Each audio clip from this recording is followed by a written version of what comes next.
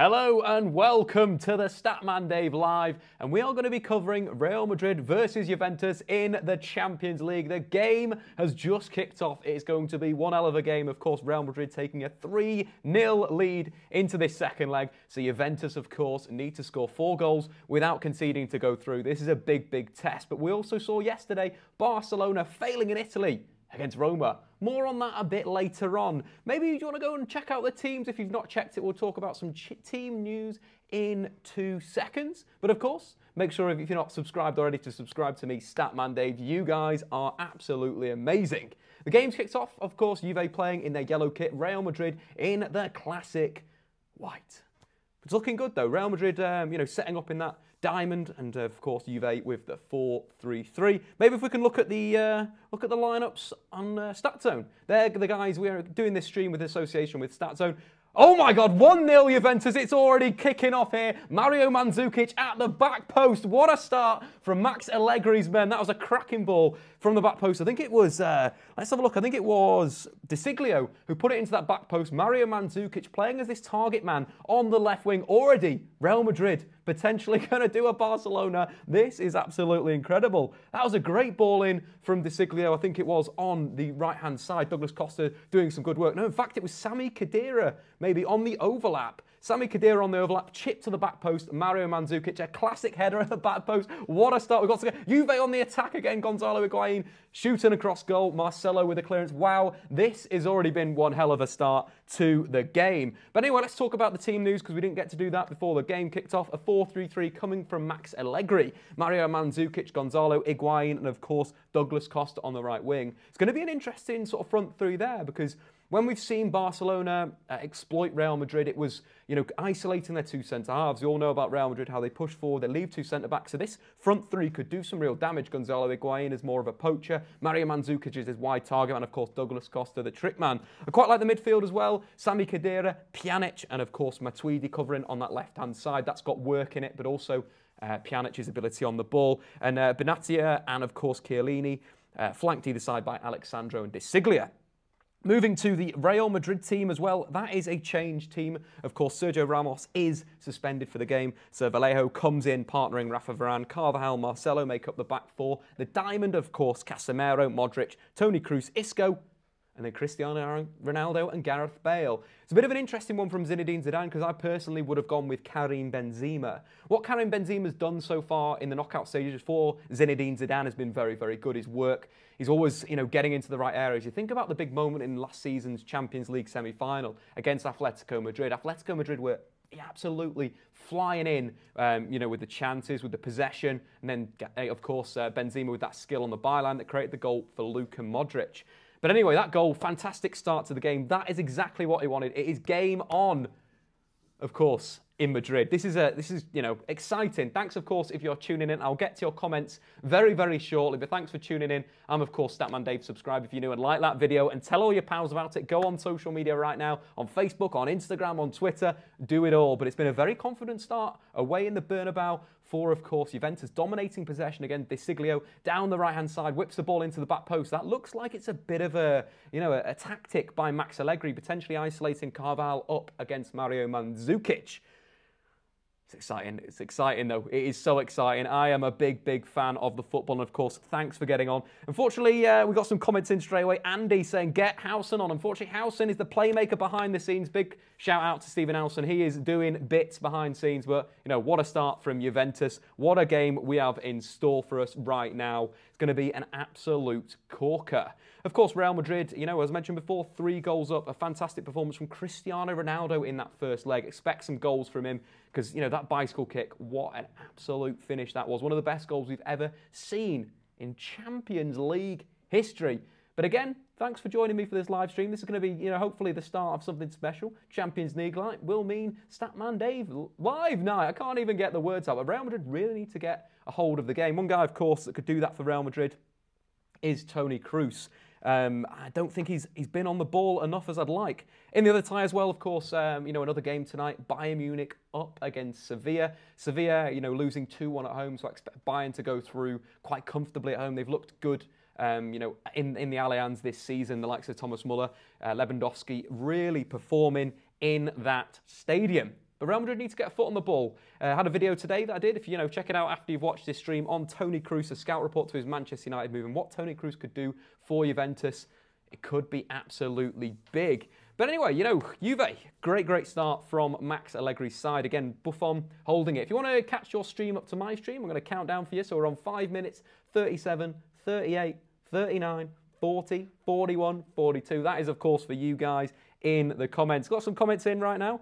Is the stream a little jittery for you guys? I hope it's not. We've got some new internet from the guys at Virgin, so if it doesn't work for you, if it's a little bit jittery, tweet them. Say, oi, Virgin, sort Statman Dave's internet. He's trying to drop some absolute shapes. Ryan Hall with some comments saying, I love the scout report earlier, Dave. Who's going to be the next one? Well, you guys will decide. There'll be a poll maybe tomorrow on YouTube. Of course, you guys get involved with that, and, I'll do it. Maybe we can talk someone, a bit like the Wolves central midfielder, Ruben Neves, could be an interesting one. Fabinho's always talked about. Verratti, don't think he'll leave PSG, but it could be interesting.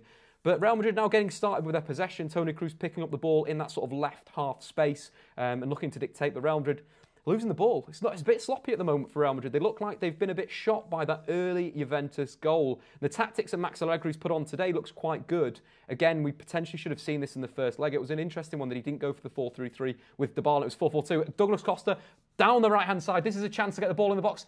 Navas. Higuain, just missed there. And of course, Rafa Varane clears it. But that is another big chance. Marcelo getting exposed there. Douglas Costa breezing past him too easily. We need to see a bit of Toni Kroos on the ball, maybe Luka Modric. Luka Modric seems to be the guy that in these bigger games, can win these 50-50s, can win these key dribbles. But for me, that was, some more great play from Douglas Costa, getting around Rafa Varane, in fact it was, who was pulled out to that wide area. Again, Real Madrid, their weakness is when you can isolate those two centre-backs, as I mentioned before. Ronnie down the side here on the right, tackled well. Shall we have a look at some stats, see how it's going? Of course, the stats so far aren't going to tell us too many stories, but we'll find some little stories, of course, of Juventus' dominance early doors. So, of course, Mario Mandzukic with the only shot of the game. De Siglio, that could be the key one. Pjanic getting on the ball. Pjanic spreading the play. Of course, he's the ball player in this Juventus side, flanked by the energy of Sami Khedira, the energy of Matuidi. He could be the guy that could really get this, Juventus team over the line in a way. And, of course, Douglas Costa looking good down the right-hand side again. We can see the assist visualised on the Stat Zone app. If you want to check out the Stat Zone app, the link is in the description below. Not sure what that was. Stephen Alson just having a little bit of banter with the screen when we have a bit of an issue, but we don't have an issue. But that was Sami Khedira's ball from before. If you did miss the goal, we can go and visualise that up right now on the Stat Zone app. Just move that up for you guys. So, of course, it was a simple goal, whipped into the box, simple football, a take-on completed. Mandzukic getting into a great area and Sami Khedira finding him. But it's been, a very good start from Juventus. Back to the football, though. Gareth Bale is down the right wing. A poor cross on his right foot. Ronaldo, knee control. Shimmy, it's it. First shot for Ronaldo there, blocked by De Siglio, who's having a pretty good, decent start to the game. I think for Real Madrid, again, it's all about Marcelo maybe getting him a bit higher up the pitch. Is Howson going to be joining me on the stream? No, not this time. Maybe on next time that we go live for the Champions League, Stephen Howson will come. But anyway, get all your questions into the comments. What do I think about the Manchester derby? I can answer all your questions. This is about me trying to be the best commentator for you guys. So if you've got any questions about anything, bins or anything like that as well, get them involved. Get into the comments, like the video, of course, and subscribe if you're new to the Statman. Of course, this is Jimmy Conrad's brand, Warm Ballers. So if you want to check that out as well, check Jimmy Conrad out on Twitter. He's a great guy. He dropped this off today when we did something with BN Sport. But anyway, back to the football. Juve getting into the game. I think they're controlling it early doors. Real Madrid pressing high though and winning the ball back. Could be a really interesting moment for Zinedine Zidane. This is sort of a big chance for Gareth Bale. Back heel. 1,000 views and you'll get Howson on.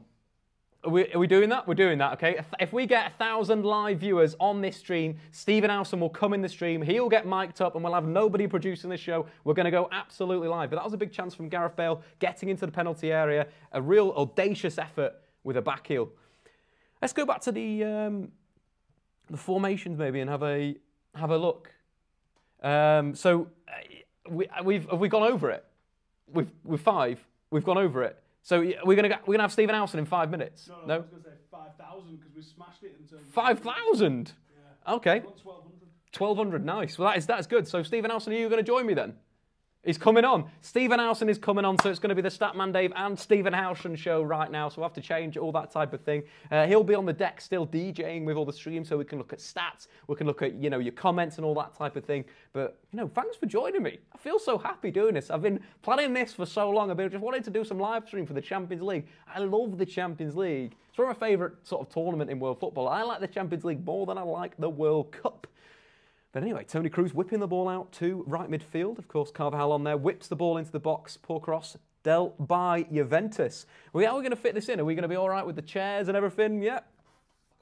We're going to do it. We are absolutely going to do it. You're going to, no, the people are calling for you. The people want Stephen Howson. Get into the comments. Do you want Stephen Howson? We're going to have to hide this user from the channel. No, you don't. The heck? Huh? Oh. Keep it to yourself, yeah?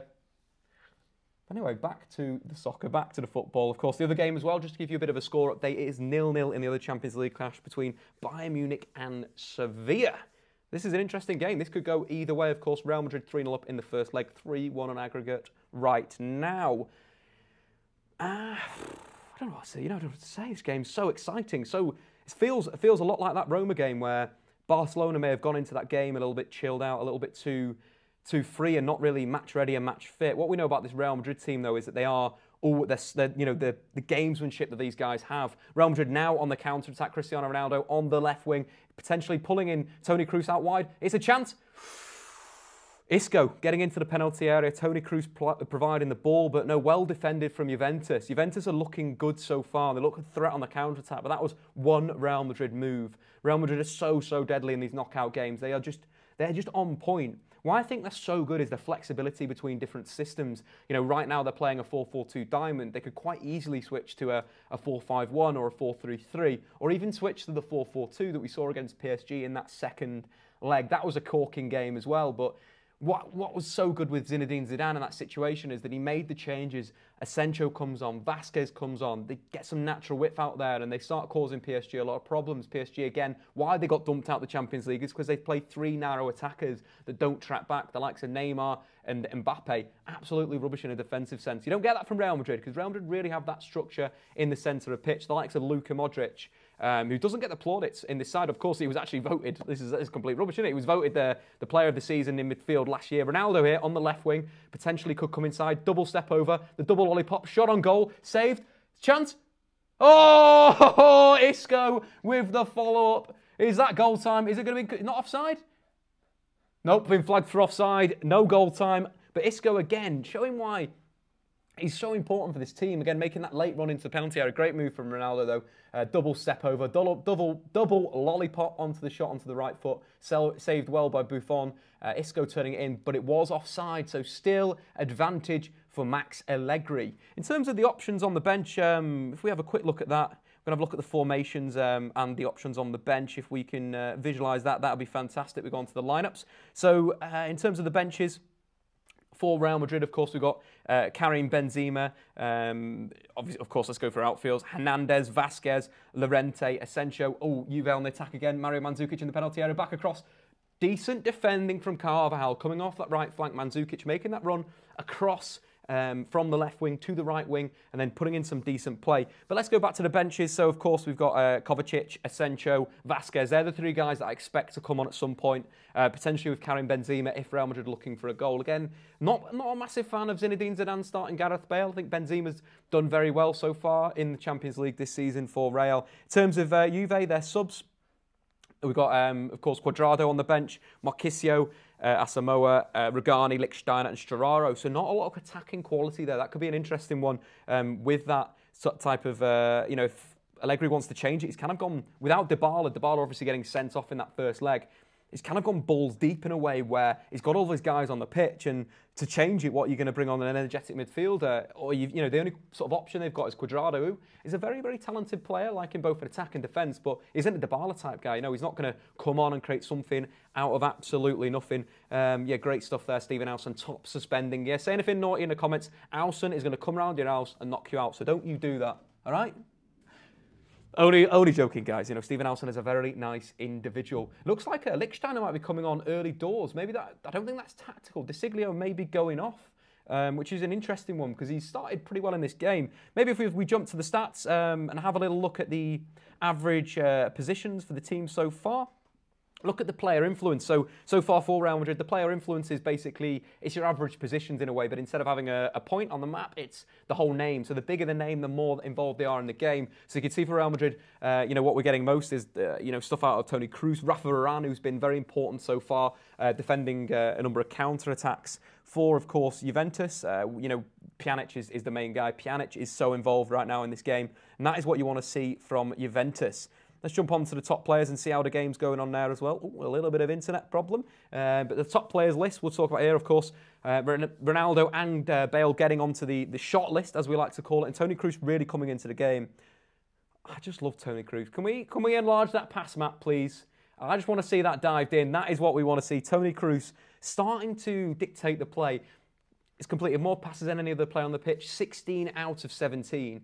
What's crazy about Toni Kroos is the amount of passes that he's misplaced in the Champions League knockout stages in the last few seasons. That's probably going to be like 20 passes in so many games. You're talking like 13 games. But again, what you're going to get with Toni Kroos in this Real Madrid team, it's one-touch stuff, two-touch stuff, three-touch stuff, but it's moving the ball quickly, and we can see that from the switch in the play and so forth. So we've got a substitution for Juventus, of course, De Siglio going off, which potentially will be an injury, and Lichtsteiner coming on for the Turin Giants. That's an interesting one because he started well, De Siglio, but Lichtsteiner will add that maybe attacking element that De Siglio doesn't have. But I think Real Madrid need to get on that ball. They are doing that right now, a bit of possession around the back. That's what kind of need. Toni Kroos in that classic left half position, which we'll probably talk about a little bit at half-time. I'm going to VT at half-time. I'm going to go for a little bit of a drinks break, and then we'll do some half-time analysis. That is going to be coming up in approximately 28 minutes when the half-time whistle goes. But Real starting to get into the game here. They're starting to control it. Toni Kroos, as I mentioned before, getting on the ball. Lovely switch of play out there to Dani Carvajal. Hey, other Champions League games. What a clash that was. Manchester City versus, of course, Liverpool. That was an unbelievable game. As a United fan, I hate both those teams. I really hate them. I've hated them all my life, but what we had on show was one hell of a game of football. And when the game goes into a bit of a lull, we'll do a bit of analysis on that game, what Pep Guardiola did right, what he did wrong, and of course what, the likes of Mo Salah and Firmino and Trent Alexander-Arnold, who was brilliant, 19 years old, what a talent he is for England as well as Liverpool Football Club. Maybe we'll chat about that a bit later on. That was the game we watched yesterday. I didn't actually watch the Barca game because I expected Barcelona to absolutely hammer them. I've got money on Barcelona to win the Champions League, and now they can't win it anymore. So bad news for Dave. If I was a betting man from now on, of course, it's just all in on Real Madrid. Even though they're 1-0 down right now, it's all about Real Madrid just because of the players, the quality. And of course, CR7, who's having another wonderful season, breaking records in the Champions League. If we could just block some stuff on here, Stephen Howson, that'd be fantastic because there's some crazy comments coming in here. We don't want to see that. We want the chat in the comments. We want to chat to the guys. We don't want some crap advertised. This is Statman Dave Live, God damn it! We don't want any of that rubbish. I was just looking at my new camera. I bought a new camera yesterday. This is such a tangent, but I bought a new camera yesterday. Me and Stephen Howson went halves and halves in it. It's a beautiful camera. A Sony, what was it, AS700? It's a thing of beauty. Beautiful lens on it as well. Absolutely fantastic. Talking about lenses, Cristiano Ronaldo just absolutely done the Italian defender there. I think it was Benatia. Just span him. Beautiful bit of skill. It was one of those Ronaldo scoop turns. Looked at, oh no, it was just a turn. Straight up turn. Couldn't deal with it, Benatia, but that could be dangerous for the Juventus centre-half. Burn Dave's bins, hashtag. That's not very nice. Want some more positive things in here. Of course, more positivity from Joseph Ekram, who is saying, do these streams more often. They are great. Thanks, Joseph. You are a legend yourself, sir. Thanks for coming down and enjoying the Champions League with yours truly. Stephen Howson may be making an entrance at half-time. He needs to go and have a bit of a wash, have a shower. He's been working too hard today already, so he'll be probably here at half-time, maybe after we've dropped the half-time VT, where we'll be looking at Toni Kroos and his strengths, so stay tuned to that. Stephen Howson will come down and he will join the fun.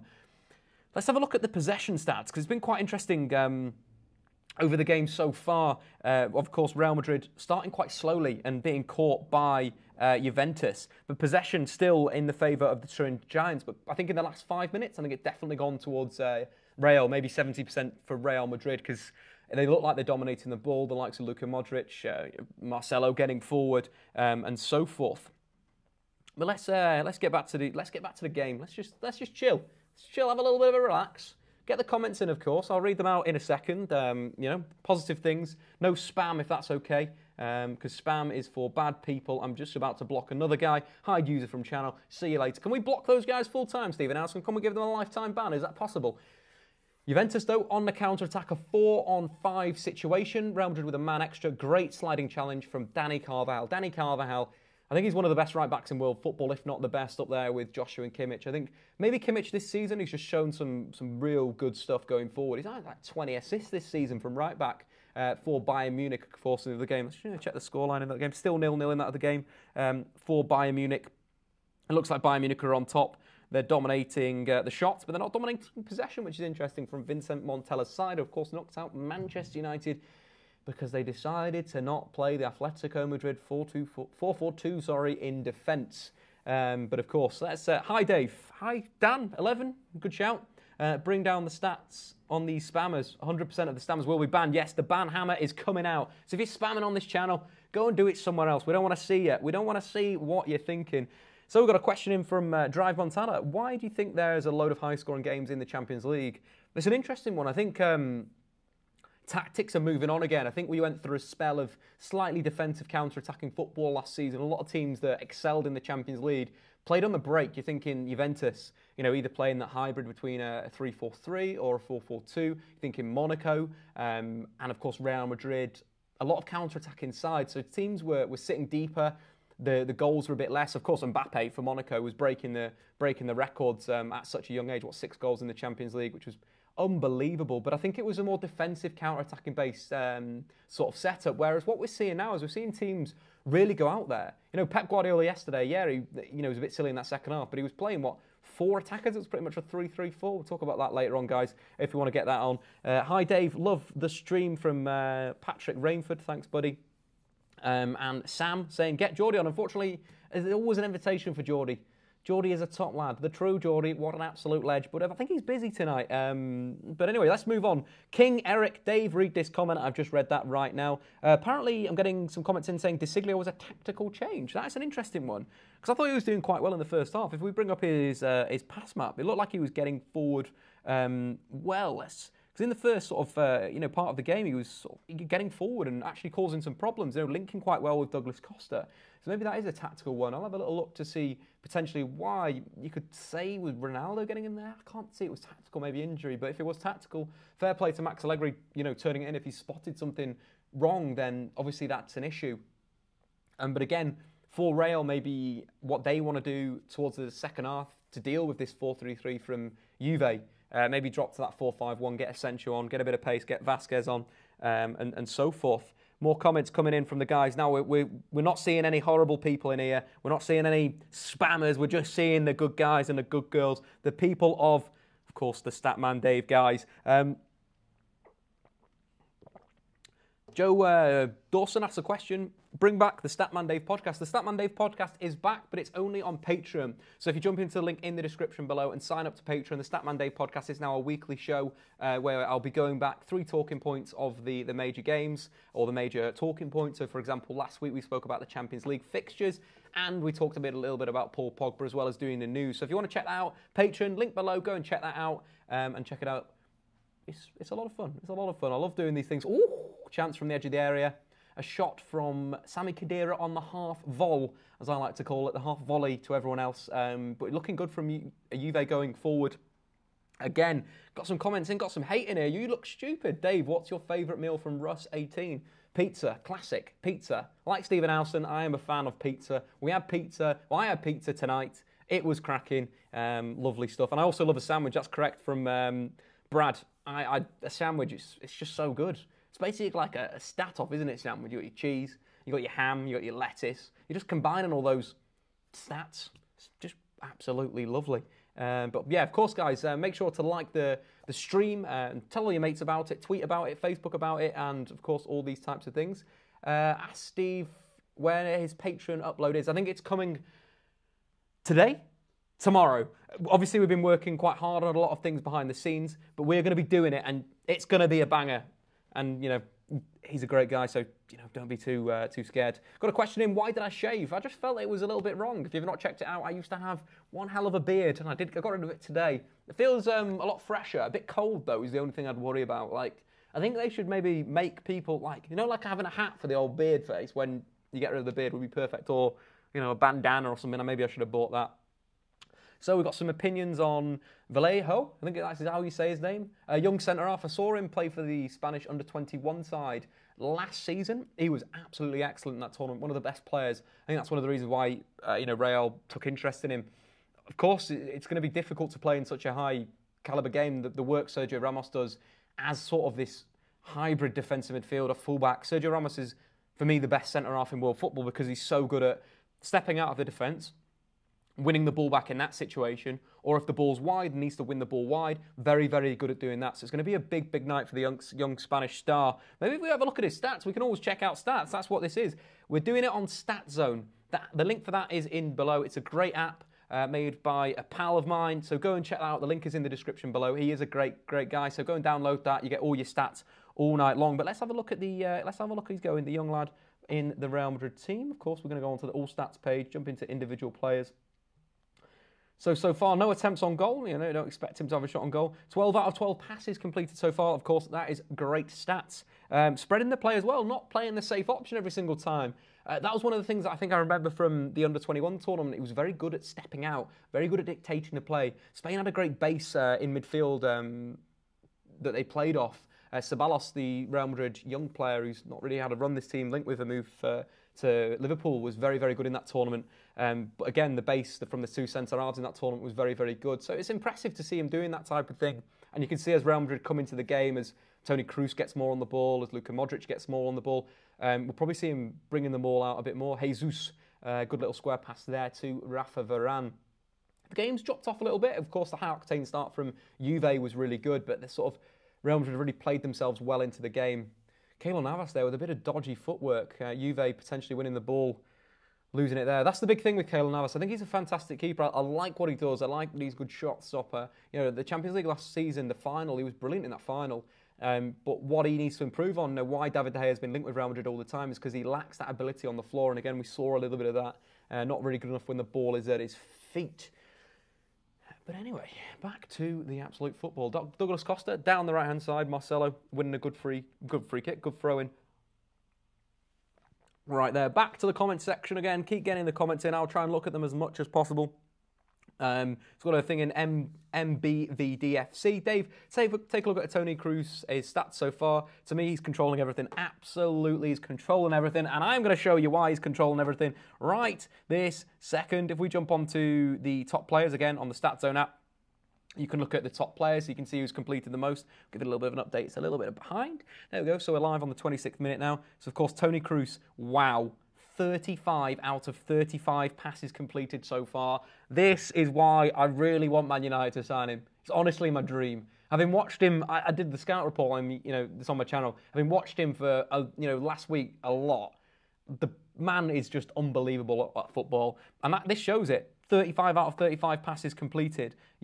That is 13 more than any other player on the pitch has managed. Of course, Luka Modric in second place. Popping some good stuff as Luka Modric always does. But just look at the pass map and you see what his ability is, short, long, quick. It's the tempo. I think that's the key for Toni Kroos and why he's so dominant in these games, is because he's always going to keep the ball. He's always going to keep popping it around and so forth. And I think that, again, is why he's just so dominant in these bigger games, because his technique is fantastic. His first touch is fantastic. Toni Kroos whipping a free kick in there. Marcelo at the back post. Shot on goal, just over the bar. A big chance for Real Madrid there. Marcelo at the back stick. Ronaldo asking for a corner. But again, Toni Kroos, cruise control, we are seeing once again. 35 out of 35 passes completed. And he's one of the reasons why Real Madrid are dominant in this game. And again, you've just got to love him. I absolutely love him. Isco as well, having another fantastic game. In the first leg, he completed 54 out of his 54 passes. It was fantastic in the whole. We're not seeing that same sort of impact. We're seeing him a little bit wide on that left wing. Maybe that's where he's evaluated the spaces. Isco's one of the best players in world football. at invading space. You know, we talk about a Ramdeuter, Thomas Muller, a player that investigates space, that you don't really know what he does on the ball, but he always pop up. A bit like Jess Lingard at Manchester United, but Isco's been doing it for Real Madrid at the top level in these big games for, 2 seasons now. And the really interesting side is that the press constantly think, oh, Zinedine Zidane's going to sell Isco this summer. Honestly, it'd be a massive mistake if he let Isco go. I know that he's not been getting into the first team, and he's missing some games, but he's so important for this team. And with Real Madrid selling a lot of players like the likes of Morata and so forth last season, you want to keep these guys that are not on the fringes, but come to the big games and sort of really turn up. You want to keep them in your squad and keep them in your side, because tactically very flexible as well. That's why someone like Asensio's got such a big career ahead of him. So good on the left wing, so good at number 10, so good on the right. Just his technique is fantastic. He's probably one of my favourite young players in world football, Asensio, and hopefully we'll see him a little bit later on. With me, Statman Dave. Of course, make sure to drop a like on this video if you haven't done already. If you have, you are an absolute ledge, and if you meet me in the street, I'll buy you a pint. Just ask me, Dave, you said on this live stream, I'll buy you a pint. I'll buy you a pint. Then we'll go for a beer. We'll talk about soccer, football, whatever you want to call it. Real Madrid attacking down the left wing, dealt with by Juventus. Blaise Matuidi, it's an interesting one, isn't it? It is an interesting one. Real Madrid here, through Isco, finding a lovely pocket of space in the penalty area, coming onto his right foot, ball back to Toni Kroos, blocked by Pjanic, who's covering the run very well there. That looked like Toni Kroos was going to tuck that in. Toni Kroos has got that lovely style when he's moving onto the ball, opening himself up and curling it into either one of the bottom corners, but it was well tracked by Pjanic. Again, Pjanic has massively improved at Juve. At Roma, he was a ball player. He was very, he pretty much dictated Roma's play, but defensively was a bit suspect. What we think we've seen since he's moved to Juve is Pjanic add that sort of defensive side to his game. And that was a cracking block, an absolute cracking block. Lovely foot. Buffon looked a little bit unsighted there. So, great block from Pjanic. I'm just so excited. This game's been great so far. Toni Kroos coming in with a second shot as well. Kylian Navas looking a little bit unhappy. Of course, if you want to, sync up your stream to my stream, I'm on 32 minutes and 9 seconds, 10 seconds, 11 seconds, 12 seconds, 13 seconds. And that's all the seconds you guys are going to get until half time. And then we'll give you another countdown there. But it's still on. Let's check the scores of the other scores on the doors in the other game. Still 0-0 over in Munich. That's quite surprising. I thought that we'd see a bit more from Bayern in the arena again. As I mentioned before, it's gone a bit. It was swung heavily into. I think Sevilla were on. Last time we looked, Sevilla were rocking. I think it was around 70% of the possession. So they were dominating, but Bayern have come back into the game. Imagine someone like a James Rodriguez is coming. I'm just looking back on the stream because Isco's in. Again, Isco finding a lovely little pocket of space on that left-hand side. That's why I love Isco, because when he's playing at number 10, he always finds that little area to sort of dominate. Sometimes it's on the right, sometimes it's at number 10. Today it looks like it's on this left, looks like he's finding this space almost in behind Lichtstein or in behind Douglas Costa, who's not doing very good defensive work. I think the system that Allegri's got, it's all about Khedira sort of coming over and trying to be the right midfielder when they've lost possession. Of course, what you can get from Douglas Costa is him flying forward again on another super run from halfway. But Modric tracking him very well. Can he deliver? Absolutely not. Dani Carvajal with another brilliant challenge. Dani Carvajal started well in a defensive sense. Gareth Bale picking up the ball for Real Madrid on the right-hand side, looking to take his man on, looking to get his head up. Ronaldo on the left wing. Oh, he's offside. Is he offside? No, onside. Here we go. Ronaldo driving in. Isco in behind. That's got to be off now. No? Great save by Gigi Buffon. Isco sneaking in again in the same position. A lovely run from the Spanish sensation. What a player he is. What an absolute talent. Lichtsteiner doing a bit of rolling round. Lichtsteiner, if you don't know much, about Juve and whatever, he's pretty much the Douglas Costa of the defensive world. He must be horrible to play against. He's always like biting at you. He's rolling around. He's going down. He's putting tough tackles in. And again, we saw it there. But that was a big, big chance for Isco. Again, coming up trumps in these bigger games with his movement, with his awareness, with his ability on the ball. There's a Real Madrid corner. Toni Kroos going to put it in. Toni Kroos has more assists from corners than any other player in Europe's top 5 leagues in the last 3 seasons. There's a stat for you guys to tell your parents about. Juve defending the corner quite well. Chiellini bringing it away. Potential transition time coming up. Sami Khedira, a long ball up. That's poor though from Khedira. Very, very, very poor. Marcelo with a little header back to the goalkeeper. Again, if you're joining the stream, thanks for tuning in. There's no sound. There's sound. There's sound. Can you not hear me? There's definite sound coming through. I know that 100%. Finn Stewart saying Spanish by trade. Absolutely fantastic. Question from Ross. Dave, are you going to do fantasy football in the World Cup? Yes, I will be doing that. Just, pick some players, see what's going down. You always find one player that dominates those types of things, like a player that you've never, really expect to score loads of goals. Usually comes off there, scores a load of goals. World Cup prediction. I think it's going to be an interesting one. I think Brazil look good, Germany look very good, but Spain look very good as well. I think Germany, Timo Werner's integration into this German side has given them another element, especially playing ahead of someone like Mesut Ozil. Mesut Ozil is one of the best players in world football at threading that through ball. We saw it at Real Madrid with Cristiano Ronaldo. We've seen it at Arsenal in stages for Alexis Sanchez, for Aubameyang and Lacazette now. But when he plays behind someone like Timo Werner, that is so quick. Timo Werner is unbelievably fast, so good at hitting the channels, so good at running in behind, but also a very, very good technician. If I were a club looking for a centre-forward in the summer, I'd be going for Timo Werner. Probably going to cost you a lot of money from Leipzig, contracted, I think, until 2021-22. But, the talent that guy has, can play on the left wing, can play on the right wing. I've seen him do very, very good jobs there. I think the Champions League this season against Besiktas, Leipzig absolutely dominated the game, but they actually went out. But Timo Werner was brilliant on the right wing, just cutting in, jinking, jiving, getting shots away. And he's one hell of a talent in world football. Got a big future ahead of him. Back to the football, back to the game. Real Madrid 0, Juventus 1 in the Champions League. Quarterfinal, second leg over in Madrid. Juve starting with an early goal. Sami Khedira drifting wide and crossing for Mario Mandzukic at that back post. But Juve coming forward once again with Sami Khedira. Kroos tracking back on him there. And again, Costa picking the ball up. A little pop inside to Gonzalo Higuain. Remember, Dybala is suspended. That is why he's not in the squad tonight. Lichtsteiner out wide, putting the ball into the back post. Oh, game on! That was a cracking ball. Lichtsteiner to Mario Mandzukic at the back post. A fantastic header. The second time they've done that. This is Max Allegri at his best. He's found a tactical weakness in Real Madrid. Balls to the back post for Mario Mandzukic. Are we going to see this? Are we going to see both Spanish sides out? Real Madrid and Barcelona from yesterday. That was a brilliant goal. Lovely football from Juve. Getting the ball wide to Lichtsteiner. Lichtsteiner shifting, shaping, crossing to the back post. Again, Carvalho getting out-jumped by Mario Mandzukic. This is going to be one hell of a game of football. 3-2 on the night. 3-2 on aggregate to Real Madrid. 2-0 to Juve on the night. This is a shock. Madrid are shocked. This is mad. I think maybe the changes need to be made sooner rather than later from Real Madrid. Potentially dropping to a 4-5-1. They just look a little bit too open out wide. Again, Marcelo isolated 1v1 with the fullback. You kind of don't want that in terms of your defensive structure and being a little bit pragmatic. But game on in the Champions League. Max Allegri cracking tactics, cracking stuff right now. But the big story, big story. Mario Mandzukic with the double goals. From 3 shots. If you want to visualize that right now, we've got there. Of course, if you want to check out more stats, visualization, stat zone, the link is in the description below. 3 shots, 2 goals, 2 dominating headers from the back post. But credit to, Lichtsteiner. That was a ball. That was one hell of a ball. The whip on that, the delivery was perfect. Had enough pace on it to carry it to the back post, to give Mario Mandzukic enough space to get under it. Real Madrid looking to fire back straight away with Marcelo in the half.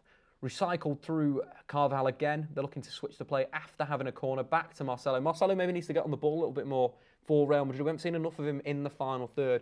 The best left back in world football for me. But we haven't seen him, getting to the byline, playing as almost a winger and creating those chances. Marcelo now wide does deliver overhit though, unfortunately, for Real Madrid. But what a game. What a game we've got. What a game we've got in store. Of course, make sure to like the video if you haven't already. I'm going to come back to the comments right now. So get in below. Dave Lewis with a little bit of Billy banter in there. Another goal for Harry Kane. Maybe Harry Kane is going to appeal for that one as well.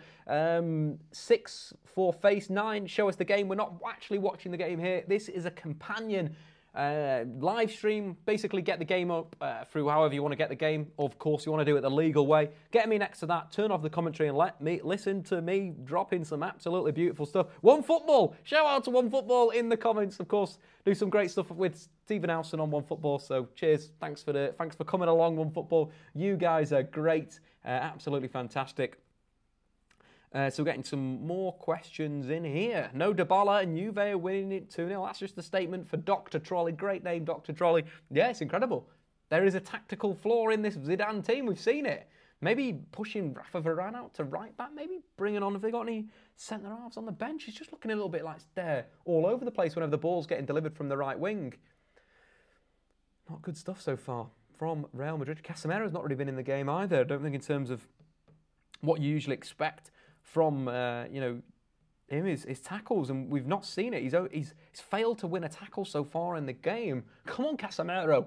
Been bigging you up all season, and you're letting me down, buddy. Maybe he could drop back to centre-half. I don't know. They need to think of something when the ball goes wide. Somebody needs to get on Mario Mandzukic. At the moment, it's not working out for Dani Carvajal. Zidane needs to have a bit of think of that. Maybe at half-time. 5 minutes to go for half-time. And this game is on an absolute knife edge. Got a question in here from Finn Stewart. Would you take Zidane at Manchester United? Yes, 100% I would. But I like what Mourinho's doing at the moment, so I'd like to see what happens with this Mourinho. His vision for Manchester United. Of course, United still in a little bit of transition for me. Mourinho's had 2 summers, should I say, to sign players. Nothing like Pep Guardiola, though. He hasn't spent £500 million so far at Manchester United. So I'd like to see Mourinho for a few more seasons, see what he can do, because I think there could be some real good stuff. The performance against Man City in that second half that's what I want to see from Manchester United, the quick transitions, the link-up play. Jess Lingard being thoroughly involved. Lukaku doing a very good tactical role. And, of course, Alexis Sanchez and Paul Pogba combining and doing some good stuff. So what a question here from one of the lads in the comments. Dave, do you think Kroos, Matic and Pogba occupy the same spaces on the left-hand side of the pitch? If you check out my scout report, I've got a solution to that. I think you'd basically Kroos on the left and, of course, Pogba moving to the right. That could be a solution for that. But make sure you check that out after you've watched this video. That is up on the Statman Dave YouTube channel. I've just got a text from Matt Taskey. Shout out to you, buddy. You've just been on the live stream with a ding, so thanks for that, mate. There you go. There's your shout out. That's all you're going to get. But thanks for watching, Matt. You are an absolute legend. What are my thoughts on the Roma comeback from Sean Hack? Incredible. Didn't expect it at all. All my focus was on the game between the two English sides, Liverpool versus Manchester City. What a performance. Di Francesco, I think his name is, the ex-Sassuolo manager. Did great stuff at Sassuolo. Built one of the most combative and good counter-attacking teams going there. I think he's done that at Roma. The strength he has in midfield, the workmen that they have in midfield. Edin Dzeko as well, who's in the twilight of his career, but he's having one hell of a, having 2 seasons at Roma where he's really scoring goals for fun. But it was an incredible performance from Roma. I'm just a bit upset because I had money on Barcelona. I mentioned that before. So it's just Messi. Who do you think you are? You're actually good at football. Juve going forward. Potential. They had a big switch on there. 2 players, Gonzalo Higuain and Lichtsteiner, had pulled to the back post, but it was a terrible pass. I think it was from maybe Sami Khedira. Couldn't get it out there. But Juve rocking, winning the ball back there on Luka Modric like he wasn't even there, knocking him over. Blaise Matuidi carrying the ball in central midfield to Gonzalo Higuain. I would like to see Gonzalo goals in the box, though. I think he's dropping a little bit too deep in the game so far. Maybe that's an instruction from Max Allegri that he wants him to be a little bit deeper, to maybe open up a little bit of space for Mario Mandzukic. That could be there. Ooh, Sami Khedira could be in here. Wins the ball on the right-hand side in behind the fullback once again. That is kind of where Real Madrid's weakness, but they usually cover it with Sergio Ramos. But they're getting down this right-hand side. Again, Lichtsteiner could deliver Marcelo 1v1. He's twisting, he's turning. Gonzalo Higuain, step over. Pjanic with a ball in there. Blaise Matuidi. Potential handball. No.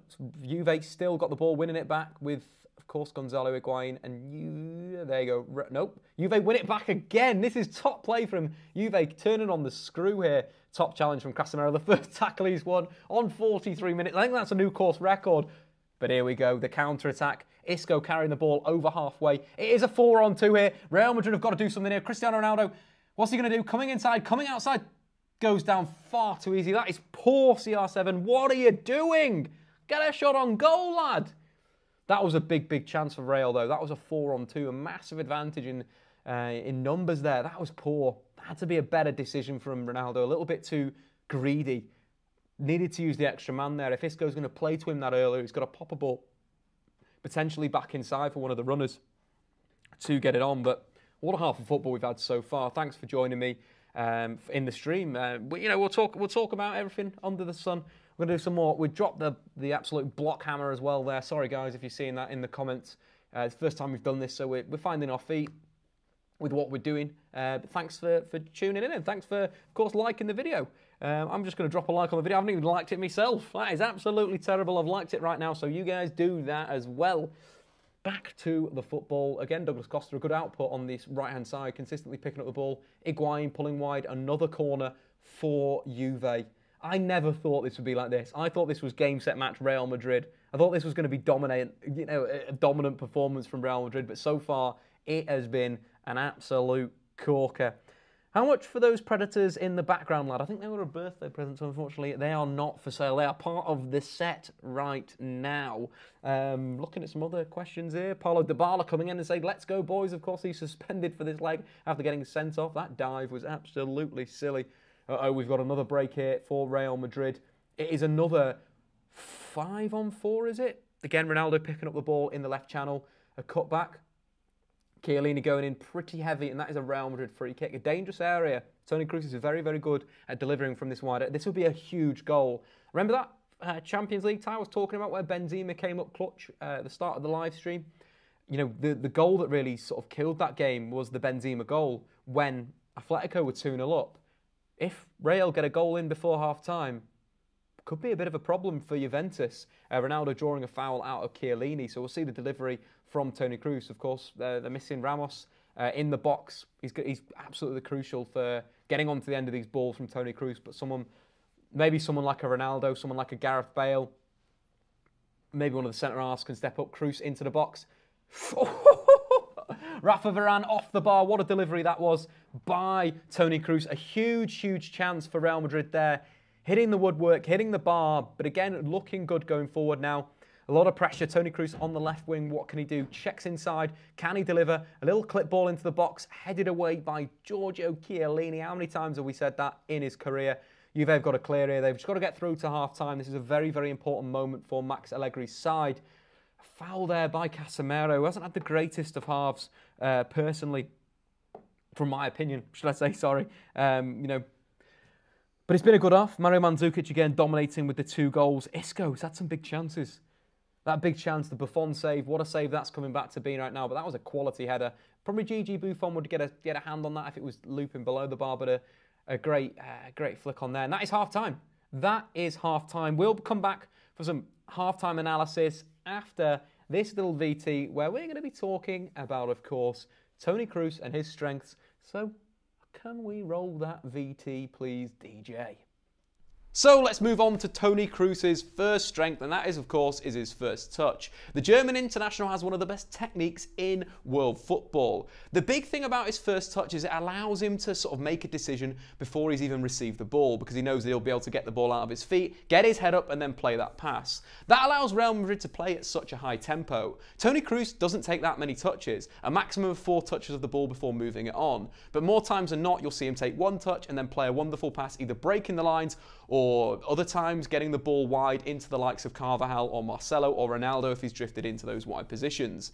But that first touch just sets himself up. If it's receiving the ball across his body from the left-hand side, he'll usually open himself up on that right foot and then look to play forward. Toni Kroos receives the ball a lot of the time on the half-turn, which obviously is a characteristic of a world-class player. And getting the ball under and allowing him to have the extra little time just means that he can become such a good playmaker and be dangerous from those deep areas. After receiving the ball and taking that first touch, he usually plays quite quickly. A great example of when Toni Kroos played some real good football, some 1-touch, 2-touch passing, was against Atletico Madrid in the semi-final of the Champions League last season. Atletico Madrid have one of the best defensive styles in European football. A 4-4-2 that's set up to be aggressive but also very compact and defensively very sound. Toni Kroos played a very interesting position, sort of behind Marcelo, but what he did so well was sort of draw the press in and use his 1-touch play, 2-touch play to get around the Atletico Madrid press, frequently moving their attackers from left to right with switches of play before receiving it and then playing forward. A good example of Toni Kroos' 2-touch play was the second goal that Real Madrid scored at home. A fantastic goal by Cristiano Ronaldo. But if we move back to the base of that goal, it starts with Toni Kroos moving the ball at defensive midfield, popping it around and then playing some 2-touch. The big thing with that is in that game that Toni Kroos used his ability, his first touch, his second touch, to play around the Atletico press. The goal came from Toni Kroos receiving the ball from one of the centre-halves. He took a first touch, opened himself up, drew the pressure from Correa, then played Marcelo in between some space. space. The key part to that was Correa was playing as a right midfielder. So Toni Kroos pulling that pressure in, playing as sort of a left half, allowed Marcelo to arguably have a 1v1 on the fullback. The fullback didn't know what to do, he took too much time, so Marcelo popped the ball inside, Benzema with the layoff, and Ronaldo did the rest with a cracking finish. But it all came from Toni Kroos deep in midfield, making that quick decision, playing the ball quickly to Marcelo to allow him to have such space to play that forward pass that arguably created the goal. But again, Toni Kroos's quick touch play in between the lines, in that defensive space in between Real Madrid's midfield and their defence was so crucial in that game. With such a good first touch, Toni Kroos can get his head up and play the perfect pass to his teammates, usually ahead of them and on their stronger foot, allowing them to take a good first touch and then getting into an attacking situation to create a chance for, of course, CR7. Which takes us on to Toni Kroos's second big strength. Arguably, the German international is press resistant. It isn't like a Xavi, a Paul Scholes, a Lionel Messi that deals with pressure by jinking, by using their agility and arguably going around the opponent. Toni Kroos uses the ball to do the work. Again, going back to that Atletico Madrid game, it was a perfect example of Toni Kroos's awareness, but also his ability to move the ball that made him press resistant in that situation. If we break down the shapes of the two teams, it was the 4-4-2 diamond for Real Madrid, with Toni Kroos, Casemiro, Luka Modric in midfield with Isco at the tip, versus Atletico Madrid that played their classic 4-4-2 shape. In terms of the position I mentioned before, the left half, the shape that Real Madrid move to when they're in possession, when they're playing a diamond, is arguably an MW. Of course, Toni Kroos playing in this sort of space and allowing Marcelo to push higher up the pitch. This caused a number of problems for Atletico Madrid's press. If they decided to press Toni Kroos, Marcelo would become the free man, and that's something you don't want Marcelo in the final third with the ball. Or alternatively, if they sat off, Toni Kroos would just dictate the play and keep the ball nice and quick, using his one-touch, two-touch play to move Atletico from left to right and arguably tiring them out as well. The great thing of that game was how, when the pressure came as well, it wasn't that he'd jink, he wouldn't jive, but he'd just play a pass into a good area. What was interesting was Atletico arguably left Casemiro kind of free. Casemiro not known for his ball-playing ability that season. Of course, it's changed up and Casemiro is now respected by the opposition. But what he was doing in those situations was he's arguably driving from defensive midfield into space. What Toni Kroos was doing so well was arguably playing a pass that was on his 245-degree circle that split the lines and broke it. He'd arguably play that pass, get Casemiro in between the lines, and then Casemiro would transition the play to either Benzema, Ronaldo, Marcelo, or of course Carvajal. But it was so crucial. 2 to 3 men on Toni Kroos. Kroos would break that pressure with a brilliant pass, and then it'd get Real Madrid onto the counter-attack. And the same thing happened against Juventus in the recent Champions League game. Again, Toni Kroos taking pressure from Juventus and just playing through to Casemiro, who would get the transition going. Frequent move for Real Madrid, but Toni Kroos, his ability to break pressure is so crucial why Real Madrid can deal with such different styles of football. You know, if Toni Kroos is playing against a team that sits deep, he's got that ability to keep the tempo nice and high. If the teams jump out and come and press, again, Toni Kroos can simply ride that pressure, play through the lines and get Real Madrid onto the counter-attack. We are back. Thanks for joining me. I am Statman Dave. This is Statman Dave Live. We are watching, of course, Real Madrid versus Juventus. The current score is 2-0 to Juve. This has been one hell of a first half. Mario Mandzukic has been the key man. And we're going to talk about some stats. Let's dive into the stats straight away. So, of course, we're going to talk about all the top players, who's been doing the most, who's been dictating the play, what needs to happen a bit more for things to go off. Of course, it was a great first half for Max Allegri and the side. One guy that has been coming up clutch, of course, is Mario Mandzukic. He's having an absolute fantastic first half. He's been brilliant in terms of what he's been doing. And it's all on that back post. That's been so crucial for the goals. If you've not watched the goals so far, we can give you a little bit of a sort of a replay on Stat Zone, give that little bit of a play. So, of course, the take on, the ball out wide, and then Sami Khedira to the back post, and a fantastic header for Mario Mandzukic. That was 1-0. That's when you're thinking, Real have still got something here. Get Toni Kroos on the ball, get him holding the play. This will be absolutely fine. But then, what we saw, of course, De Siglio going off with injury, it does look like. But what we saw then was we saw the second Mario Mandzukic goal. A fantastic move from Juve, from back to front, and it was created again on that right-hand side. Lichtsteiner this time with the ball, a brilliant ball, great delivery, great pace on it, lovely whip. Mario Mandzukic having enough time isolating Carvajal and getting his head up. And that's kind of been the story of the game. Juve have attacked well, Isco's drifted well, but unfortunately for the Spanish side, Juve are absolutely dominating this match so far. We'll just jump back into those top stats once again.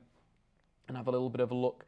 Other things again, Toni Kroos, as we mentioned, really started to kick on in the game. We take a look at his pass map. He's dominating. He's doing what he needs to do, but it feels like Real Madrid they're a bit shell shocked, and it's this mentality, mental strength that needs to come in from Zinedine Zidane, and of course, the guys from Real Madrid. Looking at some of the stats as well, Toni Kroos creating the most chances again. Some good delivery from wide areas. Isco's been a very interesting one. So his movement in this game is more to the left-hand side, as we can see where he's popping his passes to, just popping those areas, making some really good runs from number 10 out wide to that left wing, and then getting into good areas. Had that great chance, of course, Gigi Buffon making a brilliant save. Gigi Buffon, what a legend. But if we have a look at Isco, where he's receiving passes to Isco. So Toni Kroos is linking very, very well. But we can also look at passes received, which paints a very good story of why Isco is very important in this role. And this, for today, why he's picking up some really interesting space on that left wing. Seems to be the area where he's getting in behind. Douglas Costa, of course, playing right midfield or right wing for Real Madrid. And he's not really tracking back. Sami Khedira is supposed to be doing his defensive work, but that's why Isco's, finding that overload, finding that little space to pocket of space to get into. And again, creating a lot of problems in there. We mentioned before his chance for against the shot that was close save by Gigi Buffon, a fantastic save. But I think if this tie is going to turn for Real Madrid in their favour, Isco is very much going to be at the forefront of that for Real Madrid. It's been a great game so far. Fantastic. Get your comments in, of course, the comment section, because we're live. This isn't pre-recorded. This is live right now. Of course, get your questions in, like the video, tell all your pals about it. And here we go. Let's jump into the comments right now. We'll stick to like the United stuff, maybe during the second half. So maybe if we just Champions League nested comments in a way. Toni Kroos co-host. I wish he was. Toni Kroos, what an absolute legend. Got a comment in from Fardad Warmballer. Yes, stay warm. Jimmy Conrad, a legend of the game. Ex-US men's national team for America. Played at a World Cup. What a legend. This is his brand, part of his brand, Warm Ballers. So stay warm is one of the ones. So go and check out Jimmy Conrad. Jump on Twitter. I'm sure you'll be able to get the link on there. All the profits that he makes from the sale of these T-shirts goes to charity. That's how much of a legend Jimmy Conrad is. He is a great guy. Yeah, Dave, you need a co-host. Maybe I do need a co-host. Maybe we'll see a co-host join us in the second half. Maybe we won't. I don't even know. But, get the comments in about the Champions League into the comments right now. Question coming in, well, not a question, a statement coming in from Abraham Benedict. Can't wait until the ref ruins this game. I don't think so. I don't think so. Jake Conley, do Juve need 3 or 4 goals to win the game? And what would you do if you to go to extra time? So if Juve win 3-0, the game will go to extra time because it'll be 3-3. If Juve score 4 goals, Real Madrid don't reply. Of course, Juve go through. Real score a goal and Juve win 4-1. Again, Real Madrid go through. So this tie is on an absolute knife edge. And I think for me, if I was Zinedine Zidane, potentially be making some changes. I think that could be what he needs to do ASAP, because I just don't think the lineup's not worked. I think tactically there's been a bit of an issue for Real Madrid with the Juve shape. So the Juve shape, very much a 4-3-3. The problem has been, the 3 forwards have stayed reasonably high. And the problem with that is how Real Madrid attack in this narrow shape, in this 4-4-2, in this 4-4-2 diamond, is down the flanks. So like the Carvajal get forward, Marcelo get forward to provide the width.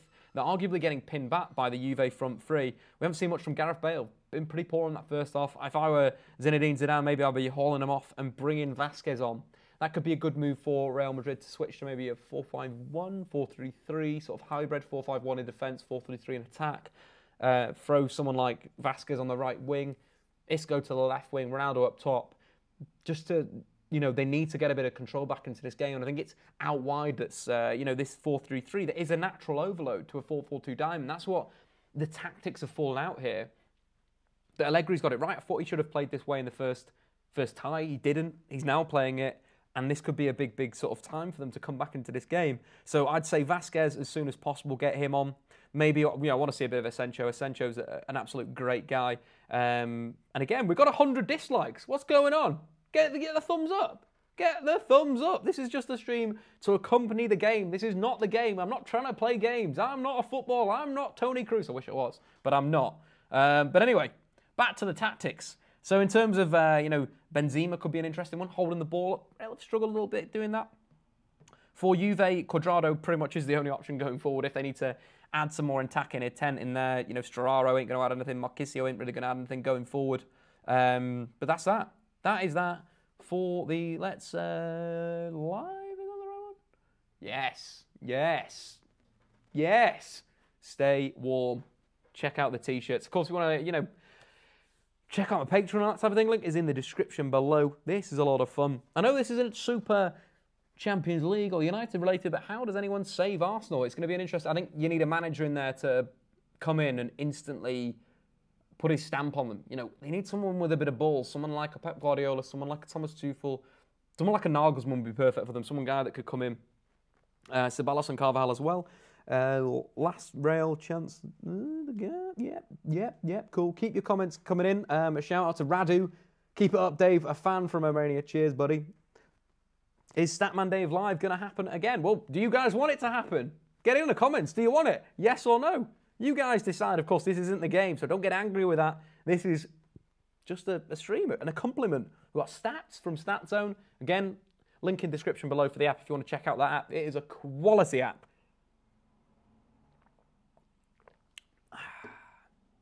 Buffon, what a player, deserves all this success he can get. Of course, there's a really weird side. Deep down, I want Buffon to win the Champions League at some point, but I don't think it's going to be Juve this season. Apparently, Vasquez is coming on. That's what we're getting into the comments. Of course, maybe the news is coming into the comments before I get it on the TV, but that'd be absolutely cracking. Zidane heard you. Christian Delgado, shout out to you, buddy. But yeah, Ronaldo to United, don't think it's going to happen. Yes. We want to see more live streams from the great Statman Dave. Packed Mouse as well, big shout out to him. A City fan, he's had a terrible week, so hopefully I can entertain you on this glorious day. The Champions League's on. The Champions League's always good. Whoever's playing. Even the game last night, I enjoyed it. I absolutely enjoyed it. I'll probably talk about that midway through the second half of why Liverpool dominated Manchester City over the two legs, because it was a fantastic game. Absolutely fantastic game. Who do I think is going to win the Premier League next season? It's an interesting one. I'm going to go for Manchester United. But anyway, back to the game. Substitutions have been made. Both Vasquez and Asensio have come on. So Zinedine Zidane was watching the stream at half-time and he thought, you know what? 4-5-1, Vasquez on the left, Asensio on the left, Vasquez on the right. Let's have a party. Because it wasn't working for them. Casemiro, again, one of the worst performances I've seen in the Champions League. Casemiro, for me, has dominated the Champions League latter stages. Absolutely dominated. And in that first half, he was atrocious. Absolutely atrocious. What you get from Casemiro usually, he's winning tackles. He's breaking play up. He's doing all sorts. But if we look at his defensive stats, only winning one tackle, a single tackle he won in that first half, which quite frankly isn't good enough. Casemiro's usually on like a 4 or 5, 6 tackles that he's won, and he's failed to make he hasn't made any interceptions or hasn't made any blocks and a single clearance. It's just, it's probably why Zinedine Zidane's pulled him off.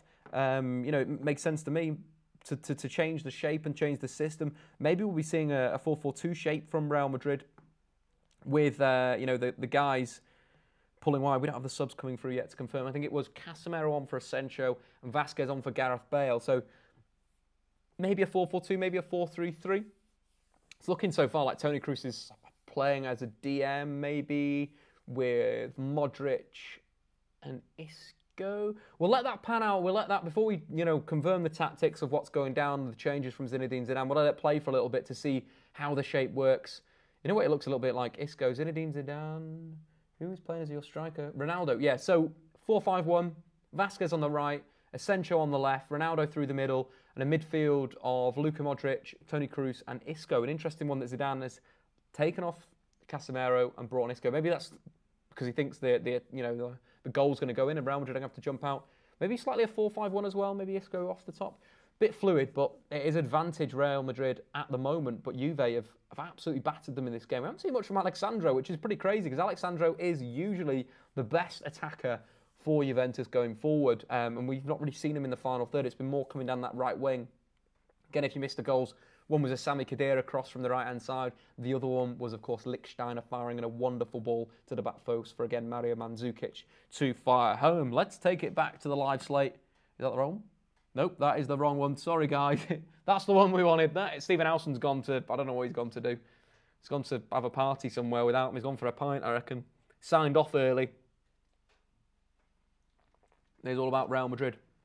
Bit of control of the game. That could be why maybe Kroos is playing defensive midfield. Maybe Zidane thinks that's the natural position. It is a natural. If you think the two shapes of 4-3-3 versus a 4-3-3, you've got your two centre mids and your one behind for both. So if you flip it around, two centre mids, one behind, the natural space is for the two defensive midfielders.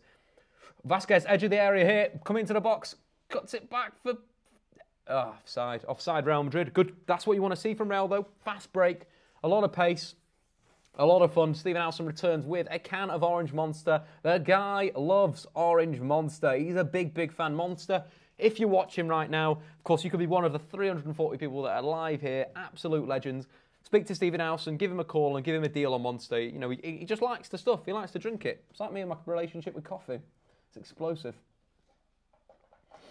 Real Madrid have started well in this second half, I'd have to say. They look like they've had a bit of a kick in the teeth at half-time. Looks like they are, nice and pumped, ready to go.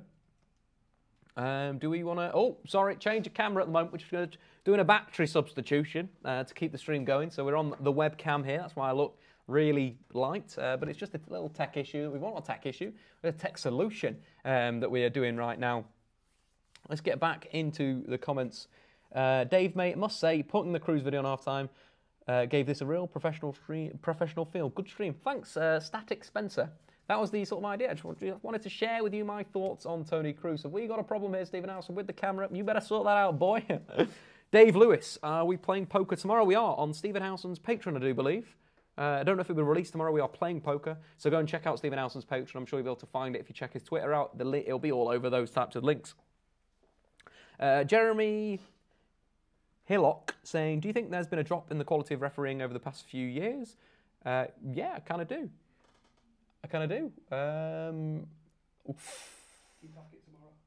Shot coming in from, of course, Douglas Costa. Stephen Howson does have a interview with a referee, the chief referee, coming out on his YouTube channel shortly, tomorrow, I do believe. So go and check that out as well. But in terms of the standard of refereeing, I think bringing VAR, making VAR a thing, arguably makes referees a little bit more lazy because they can just fall to VAR. Instead of making that decision straight away, they can just fall to VAR. The chance that my face went before was Douglas Costa cutting in from the right-hand side onto that stronger left foot, just blazing it over the bar. But again, you don't want to be letting Costa do that, because if you let him do that a few times, he's going to start hitting the back of the net. Pjanic holding possession on the centre circle, threading the ball forward through again for Costa. Matuidi nearly through there, Rafa Varane just scrambling, playing it back to Keylor Navas, and who will clear up to CR7. Dangerous. Chiellini dealing with it to Bernat. Yeah, decent bit of football there from the Juve defensive pairing. Up for Costa. Marcelo sliding in there and a foul. What Juve players will get in the Real Madrid team? That is from Will Potter. It's a real difficult one there because obviously I'd say this Real Madrid team, pound for pound, are the best team in world football that we've ever seen. I don't think there'd be any players in there. Maybe Gonzalo Higuain with Ronaldo up front, but then at the same time you probably don't want that. You'd say, Alexandro, who's just down the left-hand side now, cutting the ball back. Decent defending from Real Madrid. But again, Juve recycle the possession. Let's have a look at the tackling, actually, because they've recycled possession really, really well in the Real Madrid half. Chance coming in there, headed and cleared away by, of course, the mighty, mighty Real Madrid. Oh, we're on the wrong game. That is the first problem, Dave. Second problem is finding the defensive stats that you want to show. We're going to all stats, and then we're going to jump into Juventus. So what I've been impressed by Juve is their ability to win the ball back in the Real Madrid half. They've done well to sort of recycle possession and get going forward. And it's a quality from a Max Allegri side. It's turning over the play and working hard, but they've done it well to keep going. We've got some more things. We need some blockers. We need some absolute hammering. Let's ban hammer, please. Coming in right now. There's another one as well. Absolute rotters. They got nothing better to do on a Champions League night. Surely they should be watching the game, not spamming links in a thing. Keno Magic, Statman Dave, you absolute beauty. Cheers, buddy. Thank you. Thanks for coming today. But anyway, let's move on to maybe a little bit of watching of the game. If you want to catch up to my stream, I'm on 51 minutes and 16 seconds, 17 seconds, 18 seconds, 19 seconds, 20 seconds. Should be caught up right now. But again, the sort of flavour for this second half so far, Juve dominating, Real Madrid looking to sit back and counter-attack, but it's quite dangerous considering the quality that Juve do possess, like some Milan Pjanic, Costa, Higuain. Give them half a chance. Could be some goals here. I'd like to see Kroos a little bit more on the ball like he did in that first half. Again, it's quite similar to the start of the game where Juve started very, very quick and they started to dominate, and then sort of the second wind came in from Real Madrid. Kroos got on the ball and they started dictating it. Ask me if you want a score prediction right now. Probably going to say Real are going to grab a goal, maybe 3-1 Juve. Get your score predictions in the comments. Get those in right now to check it out. I want to read your scores, predictions out. What do you think is going to happen in the game? Who's going to be the key man? Everything like that into the comments to make this exciting for every single buddy. Ronaldo picking up the ball deep on the right wing, looking to drive at the Juventus back four. Wide he goes, a good covering challenge from Benatia. Great challenge. Ronaldo getting pumped. Hyping the guys up, hyping the Santiago Bernabeu up. This is it's gonna be starting to get into the exciting parts of the game here. Ronaldo looking to go round Chiellini, simply does with his pace, knocks it round, simple little bit of skill, but great covering from the other centre half. Brilliant defending there. Real going with the short corner. Kroos on the edge of the area. Luka Modric looking to whip the ball in. Nope, checks. Isco on the right wing, cuts back again. Is anyone going to put the ball into the box here? Modric, are you going to put it in, lad? It's whipped. Back post. Pretty poor header. Asensio back across. Chiellini cleared, and Gonzalo goals with a top volley. Woohoo! Lovely volley. So we're getting the score predictions in right now. So if 3-3 will go to extra time, yes, it will. That's if, of course, this ties 3-0 to Juventus, it will go to extra time. Dave Lewis coming in with a 2-2. That's a good guess. If Real do get one on the break, they will get two on the break. Good ball in there. Buffon getting a good hand to that. That was a good cross. I think it was from Asensio from the left wing. Great delivery. He's got so good on that left foot. So good at going wide and crossing in. Mario Mandzukic colliding with Carvalho. Carvalho holding his mouth like he is biting his tongue out. More score predictions in here. Brad Usher 2-1 to Juve, I do imagine. Finn Stewart stay 3-2. Fair enough. 3-2 Juve. 2-1, 2-2. Got a lot of good score predictions in. Absolutely love your camera. That's from Vish85. Cheers, Vish. It looks pretty decent. It looks, great colours coming in there. Great absolute colours coming in. That was a great ball from Asensio. I think it was Vasquez on the near post sliding, and that was a big chance for Real Madrid to get that goal. That's it. A goal potentially will kill this time. You're thinking the mental strength it's got to take to even think you're still in a tie, being 3-0 down to, of course, this Real Madrid team. Pretty incredible. There was just laughing at a comment there from Dan11. Prank call Lawrence. Nah, Lawrence is usually busy on a Wednesday night. Got things to do. Not speak to Statman Dave live on a live stream. That's definitely not what he wants to do. In the other game, just a score update, it is still 0-0 between Bayern Munich and Sevilla. Sevilla, of course, knocking out Manchester United with a pretty good performance in the second leg. We've got Isco coming in with a 4-1. Jake Anderson saying, I'm a Liverpool fan, but I put with you because I'm sexy. No, you put up with me because we're about to talk about Liverpool versus Manchester City in the Premier League, because that was a corker. That was one of the best games we've seen in the Champions League in recent years. So let's look at the stats right now and the team formations and everything like that. Those types of things. So the interesting start of the that game that we saw, this is the mental side of it.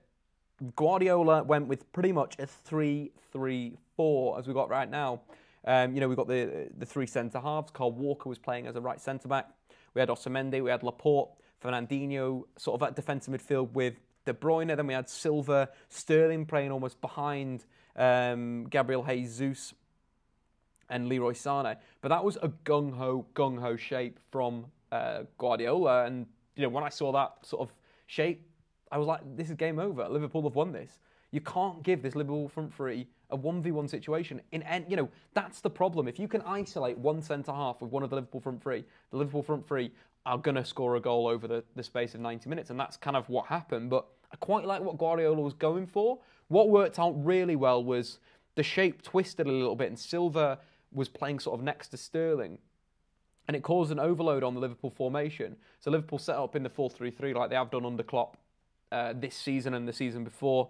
You sort of look at what was going on there. So we imagine that they've got the front three. So City have got the front three. So Bernardo Silva, Sane, Gabriel Jesus. So that's already sort of pinning back your back four.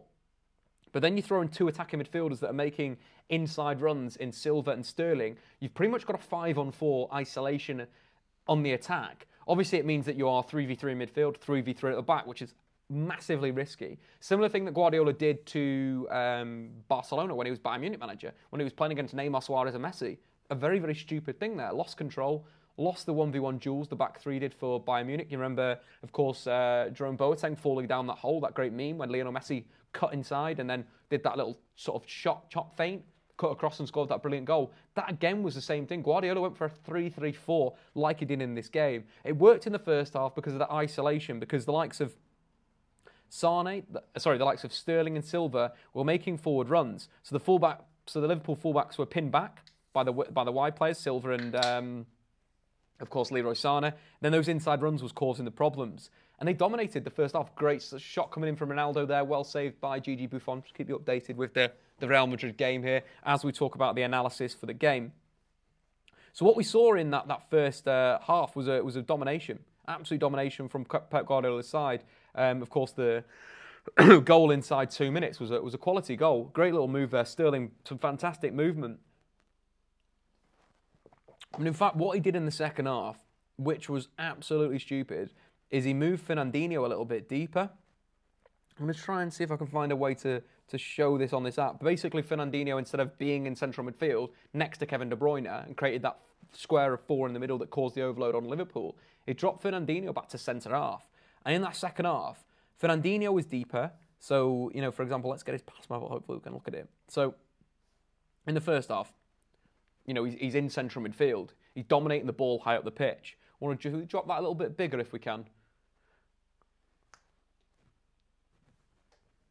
Stay warm.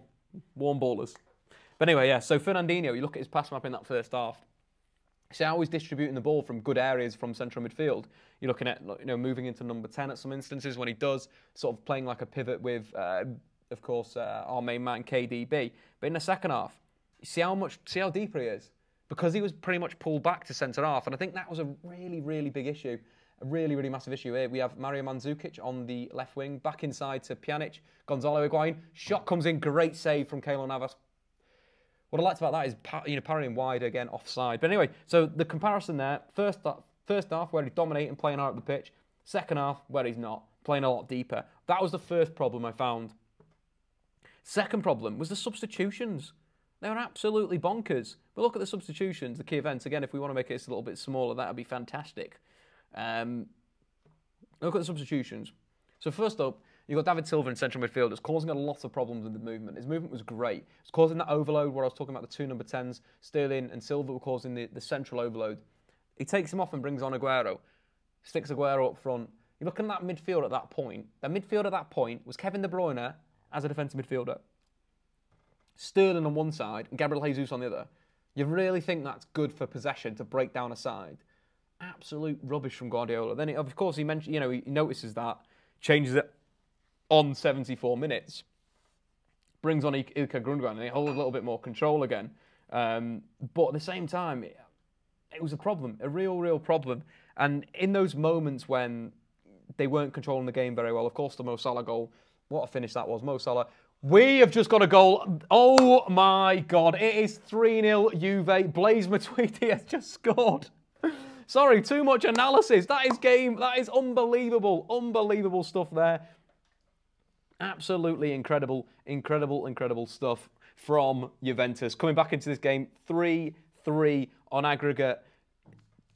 This is bonkers. Absolutely bonkers. Absolutely crazy. Blaise Matuidi sliding in. A great ball in from Costa. Oh, Keylor Navas has spilt it. Keylor Navas. You might as well pick up your P45. David De Gea's coming in the summer. That is atrocious goalkeeping. So it looks like his mid-area looks to catch a pretty tame cross. Spills it. Rafa Varane can't make up for it. GG Buffon losing his shizzle. Wow. We're gonna go live. We're staying live. Even if the good old Stephen Alston has to go home, I'm staying to the end of this stream. We're staying to the end of this game. This is at one place. This is gonna be monumental. Monumental game in the Champions League. 3-0 to Juve. This has gone bonkers. Of course, if you want to, drop a little like on the video, make sure you do that. Tell all your pals about it. Tweet about it. Big game there. We're just doing a little bit of analysis on the Liverpool City game. And bam, 3-0 to Juve. Real Madrid could be going out the Champions League. One last little bit on the Liverpool City game before we sign off. We just talk about the positives for Liverpool because there were a lot of positives there. Of course, Firmino, Salah on the counter-attack was great with Firmino. But more importantly, players really turned up. The likes of Trent Alexander-Arnold, who at 19 years old, what a talent he is. What a talent. What I liked about his performance was he was composed on the ball. For someone that's 19 years old, to have that composure. When I'm talking about composure, that the pass there, the switch of play, that was a really important counter-attack. City were absolutely dominated here. Toni Kroos just crossing in there. No, absolutely nothing. But going back to the Liverpool chat, so real key moment of the game. City dominated in the first half. Trent Alexander-Arnold picks up the ball at right back. I think he wins a tackle. Then he plays this wonderful pass to Firmino, switches the point of the counter-attack. Liverpool break, and they nearly score a goal on the back of that. And I think when you're looking at what you see from young players, and composure is a big thing, and Trent Alexander-Arnold has that. Not only that, of course on the ball, great, but in terms of tackles, he won 3 out of 4 tackles. No player on the pitch won more tackles than Trent Alexander-Arnold. And he made 6 interceptions. That's on top of the 7 that he made in the first leg. 13 in the 2 legs against Manchester City. Great performance from the young England man. Probably means that maybe he should be on the plane to the World Cup because it'd be exciting. It'd be absolutely exciting to see a young player like Trent, even if he's playing midfield. As a United fan, it makes me jealous that they've got a young, talented player. United have a lot of young, talented players, though, so maybe I'm not too jealous. The likes of course, Mason Greenwood, Angel Gomez, and the rest of the boys. But that's my thoughts on the Liverpool City game. I thought Guardiola had an absolute stinker. Absolute stinker. What, £500 million at Manchester City and he can't even win the Champions League? Rubbish. Imagine if Mourinho had that type of money, yeah? Yeah? He doesn't. But anyway, let's get back to the football. Real Madrid popping some passes around in central midfield. They've been so poor in a defensive sense tonight. The goalkeeper and the defenders have been pretty bad in that situation. Again, getting overloaded by Mario Mandzukic in the back post for the first 2 goals. That was just so sloppy. So sloppy. Carvalho winning a 50-50 on halfway. Driving through here. Looking dangerous. Coming inside. Well tackled. Gonzalo Higuain doing some good defensive work. Tracking back and win the ball. That's what you want to see from your centre forward. In these Champions League games, you can no longer be a passenger in football in a defensive sense. You just can't. If you have that, you're a weakness for your team. Gonzalo Higuain then tracking back and winning the ball from Dani Carvajal. Brilliant stuff from the Argentinian centre-forward. I'd love for him and Messi to win the World Cup this summer. That would be nice. Just for both of them. Of course, Gonzalo Higuain having a stinker in the last World Cup finally was him. And again, for the great Lionel Messi. I'm going to have a look at the comments now after the analysis. If you want to check Twitter, mates. If you want to check anything, if you want to get anything into me, drop it into the comments and that type of thing. Static Spencer, we'll give that a little bit of a retweet. We're just going to drop some retweets on Twitter. But yeah, thanks again for joining me today, guys. It's already been a fantastic game, 3-0 to Juventus. Got Abraham Benedict saying Real Madrid need Benzema. Maybe they do. They in this second half, it's not really stuck up front for them. Ronaldo playing on the last shoulder, not really working too well. Maybe I don't know what you can do though, because you already gambled and you've thrown on Asensio, you've thrown on the likes of Vasquez, good tactical moves, but at the same time, they're on the pitch, so you can't exactly push Ronaldo wide. So if Benzema came on, maybe you're going to be playing a 4-4-2 or something like that, but then that, again, the overload from central midfield is the issue that Zinedine Zidane has to solve. Corner for Juventus. Toni Kroos doing some good defensive work, winning a tackle. If you haven't checked out my video, go and check it out after this stream has finished. Scout report on Toni Kroos to Manchester United. Paul Gibson in the comments saying, I swear, if Liverpool win the Champions League, ... Yeah, it's really, really on if they do win the Champions League because, sorry, if they do go out, so I'm just going to hide some users from the channel because people are talking rubbish again. It's all right. It wasn't spam this time. It was just people saying stuff that wasn't very nice. Aaron Burt, keep up the good work. Statman Day. Cheers, Aaron. You too as well, buddy. You keep up the good work. The Champions League has been crazy this year. It has. Because I think it's just a weird one why it's been so crazy, because we're seeing the likes of Roma and that forth. Ronaldo on the break here driving through. But some great work there. Great defensive work there from Alexandro. He's fouled him, but he's brought him down. There were 4, 5, I think, Juve players working back in the defensive sense. Ronaldo was so isolated on his own, but Alexandro picking up a booking right here and so forth. Someone's throwing in. Matt Jarvis, get some Lukaku stats out. All right, 2 seconds, buddy. Let me just quickly LukakuStats.com/Lukaku is the greatest Premier League striker of all time. Better than Harry Kane and doesn't get annoyed when Christian Eriksen scores goals. So this season, of course, big Romelu Lukaku has been in great form. 26 goals, 8 assists this season for Manchester United. He's played 3,796 minutes. So if we just work out 390, what was it? 3796. And how many goals has he scored? So 26 goals plus 8 assists. So Lukaku's been involved in a goal every 111 minutes. That is what you call quick maths. But he's been good. I like what Lukaku does. I thought his role in the Derby victory was very important. Yeah, he didn't score the goal. He wasn't, hugely involved in the attacking play that got United back into the game. But he was there. He was doing his job. The interesting side of that, we'll get some more stats out, because there was a really interesting stat that I found on the Sunday of the game when you're looking at passes and stuff from the Manchester Derby. It was a plan for Mourinho. There's a really weird side why United didn't really show up in that first half. There wasn't much talk of a tactical change in the media from what I've read. It was all about emotion at half-time. But the second half, United were just tactically so much better. And one of the things, of course, that I mentioned there is Romelu Lukaku and his role in this victory. You're thinking, he didn't do much. Look at that goal that Pogba scores, the second goal. Lukaku brings the ball down.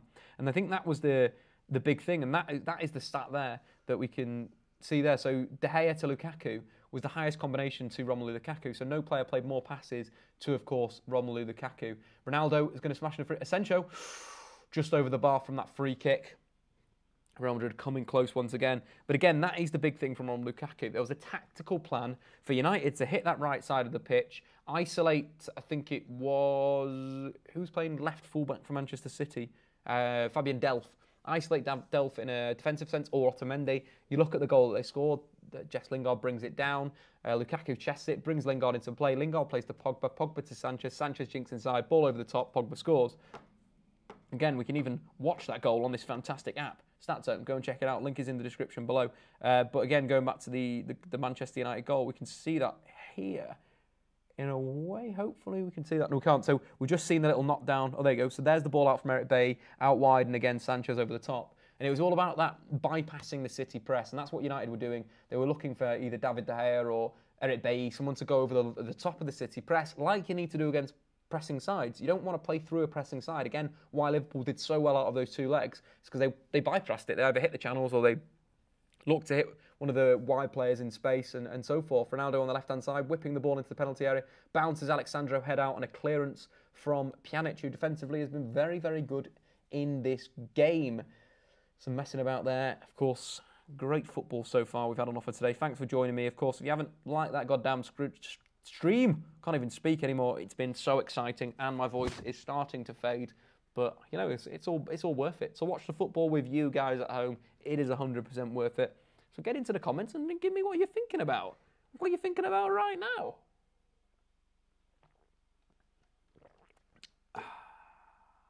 I think Buffon will finally get his Champions League winners medal. That's from the darkness. That would be great. That would be really nice. I'd like Buffon for that to happen. It'd be lovely.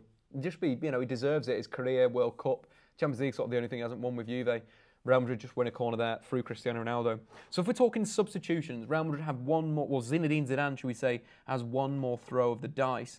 So let's have a look at the bench right now and see what we've got on the bench. So Benzema, Thiago Hernandez, Marcus Llorente or Kovacic.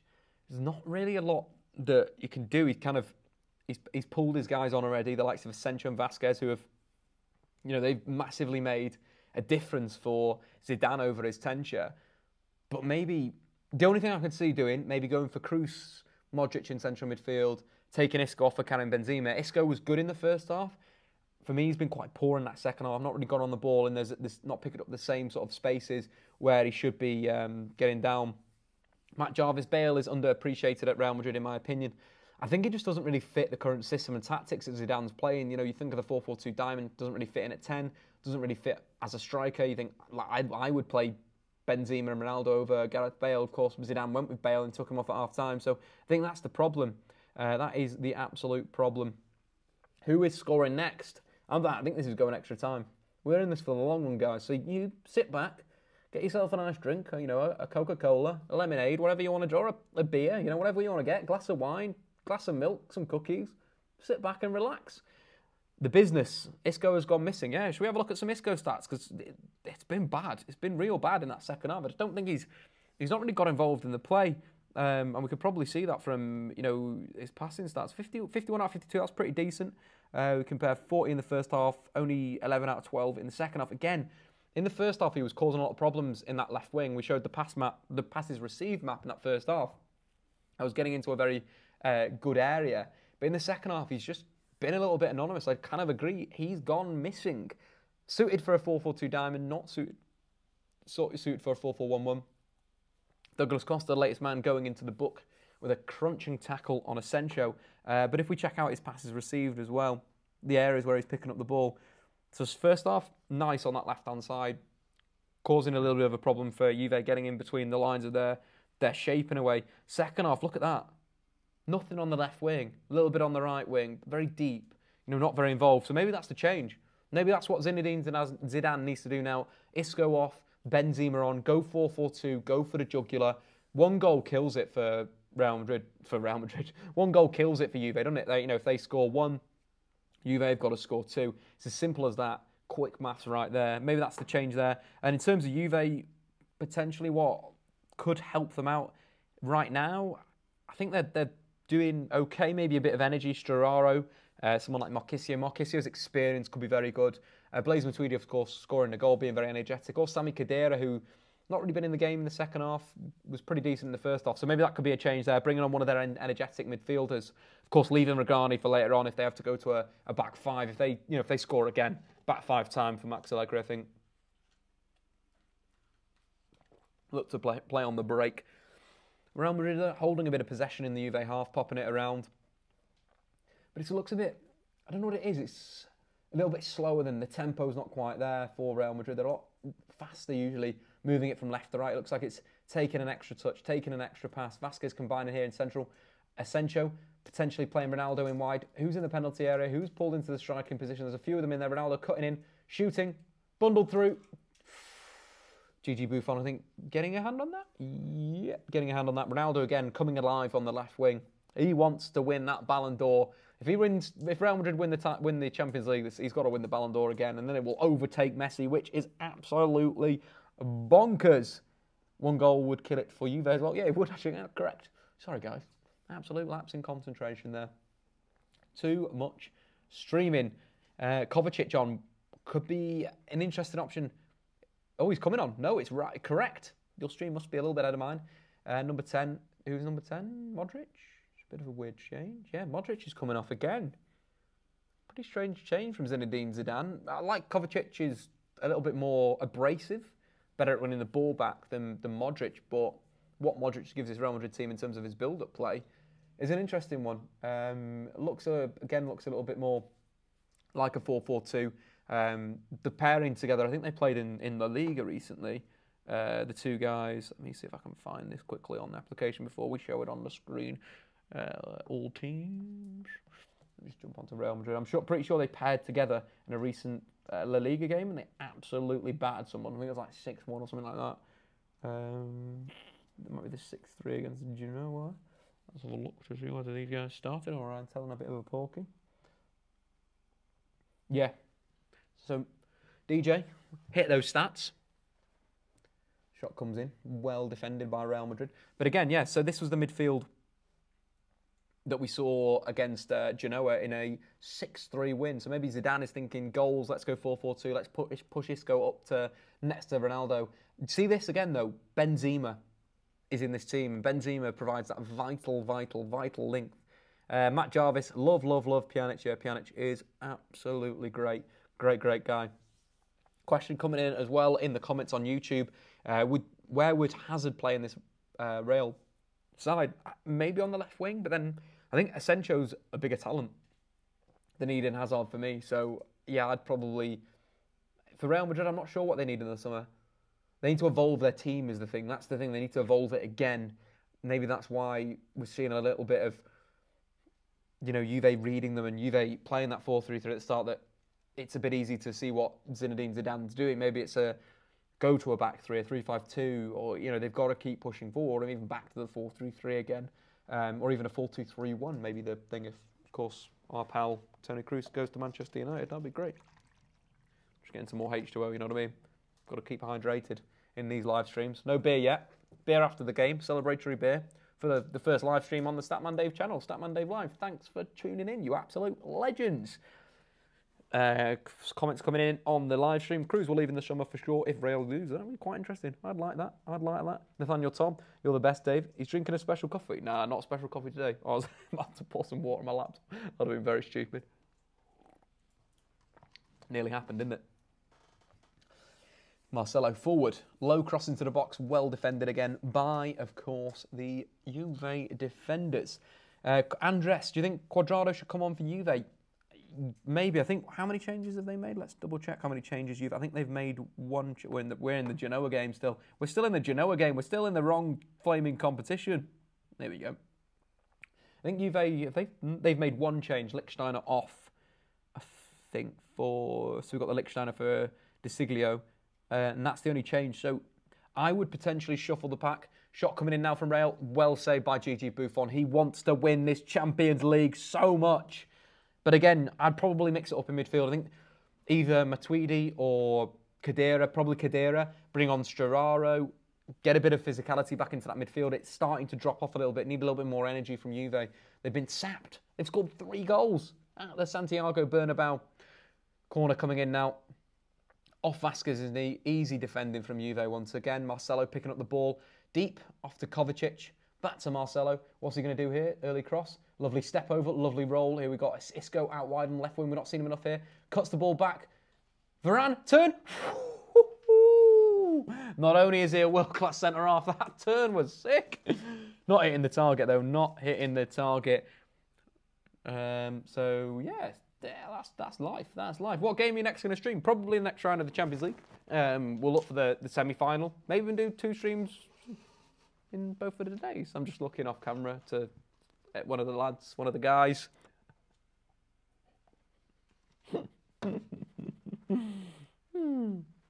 Football, eh? Great game. Toni Kroos still in cruise control. These are the stats. What was the fella's name? Was it Matthew? I think it was Matthew. Who was shouting out Luka Modric. Yeah, Matthew Jarvis. Sorry, Pjanic. Love Pjanic. Yeah, Pjanic is one hell of a player. I think he's improved, as I mentioned before, at Juve. Starting to really become the real deal. Chance for Real Madrid. Chiellini just heading over his own bar. Great defending there. Quality stuff. Douglas Costa as well has been good going forward. In terms of his stats for the game so far, he's been very dangerous. And he's looked to get forward and take people on. If we want to look at his stats on the pitch, he's completed 7 out of his 9 take-ons so far. So that's, in terms of dribbles, that is pretty awesome. Real Madrid in the penalty area. Vasquez clips it in. Well defended. This is on such a knife edge. This is one hell of a game of football. I think that's the big thing here in terms of stats, in terms of the early parts of the game. Mario Mandzukic and his attacking aerial duels, 2 out of 6, but one of those in the penalty area for the goal. Very, very, very crucial that was. And again, some more Pjanic stats.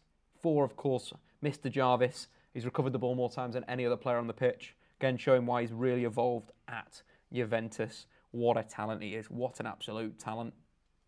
But yeah, that is that. Some good chances coming in for Real Madrid. Look like they've turned in the screw. A lot of crosses coming into the box. So, some questions. Do you think Pjanic could be a good partner for Paul Pogba in midfield? Yep, definitely could. One of the playmakers in world football that I'd like to see at Manchester United that had sort of, work with Paul Pogba. I think Paul Pogba, what we saw after his performance against City, just needs to get into the penalty area more. Needs to stop coming deep for the ball, needs to play in between the lines when United are in possession, then look to get in the penalty area. Sanchez needs that. Sanchez is the guy. Remember the link-up between Sanchez and Ramsey at Arsenal? Frequently, he'd find him, and then, Ramsey would put the finishing touches on a move. Ramsey's only Cesc Fabregas has scored more goals from central midfield for Arsenal in Arsenal's history than Aaron Ramsey. And a lot of that came from Alexis Sanchez clipping those balls over the top. So I think Pogba, because he's so good in that area, needs to just get into that area a lot more. I'd quite like to see the front three that played against City play more together. Lingard, Sanchez and Lukaku. That's got a good blend, I think, of work, ability to play make, Lukaku's physicality, but also Jess Lingard allows Paul Pogba to play a bit more free. I think whenever they play on the same pitch, they've got that relationship, the relationship since they played at Manchester United through the youth team together, that you can kind of see they know what each other are doing, and it's all about relationships in football. It's all about, you think about a fullback and a winger or two central midfielders. It's all about building that relationship together, and I really do like Pogba and Lingard together in a United team. I love Jesse Lingard. He's a fantastic player. Here we go, though. Juve in between the lines. Sami Khedira playing the ball out wide to Mario Mandzukic. Ships it back inside. Blaise Matuidi. That man Pjanic on the ball. Lovely little pass out to the fullback in Lichtsteiner's going to get it to Douglas Costa. Costa sizing up Marcelo again, looking to take him on. Cutting inside. A little flick from Khedira. Pretty poor flick, and Asensio will clear from Real Madrid. Back to the comments. Dave, what do you think about Alexandro at United? Alexandro being a number one choice. If Kroos was number one at central midfield, Sandro would be number one at left back. I think he's pretty much consistently been the second best left back in world football behind Marcelo in recent years.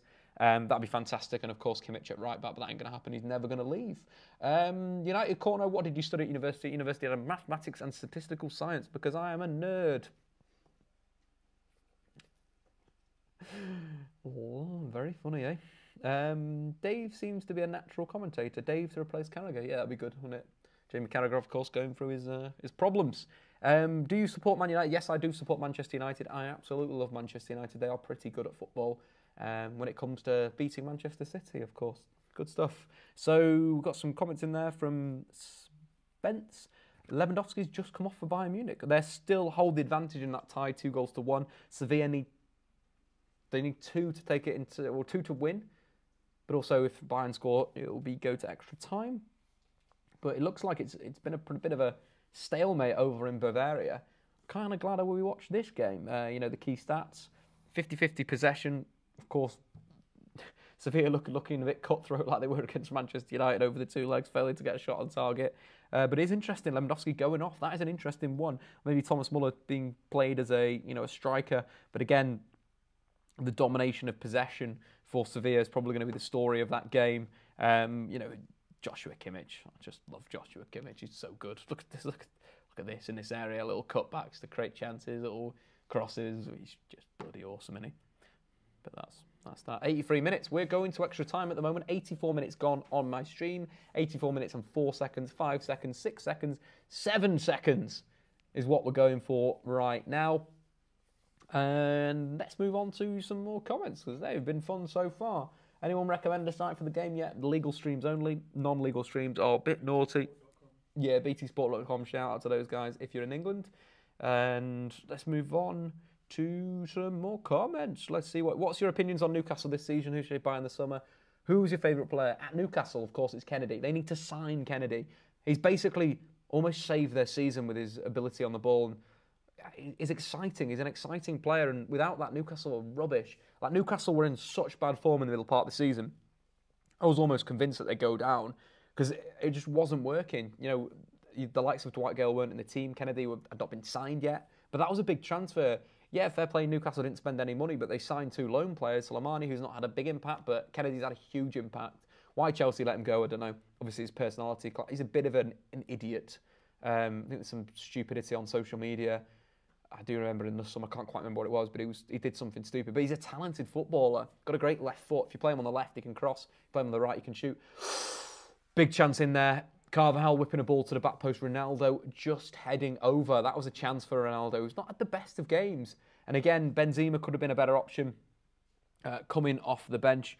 What about Diame at Newcastle? He's not going to set the world on fire. He'll do a job. Dave, my BT Sport is 40 seconds ahead. No, don't spoil any goals, Ryan Hull. Thanks for watching, though. You're an absolute ledge. Make sure to like the stream as well. I mentioned that in a few bits. Of course, subscribe to me, Statman Dave, if you're new. And, of course, subscribe to Stephen Elson because he's doing a lot of good work on camera. You can't see him, but he's doing some good stuff. And it's been vitally important in this operation to include stats, me, and, of course, warm ballers. Stay warm, Jimmy Conrad, #respect.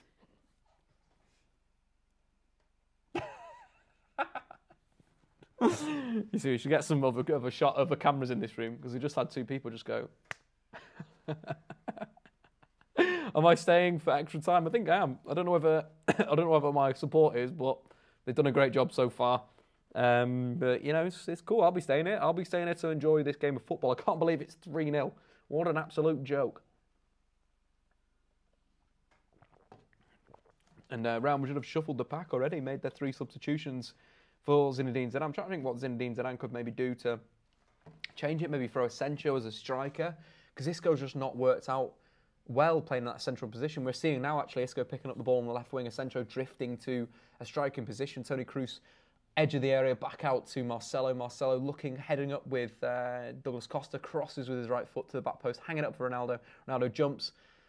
Poor jump, simple defending from, I think, Mario Mandzukic there, tracking back. And again, that's what this Juve team has showed tonight. Fight, its character, its unity.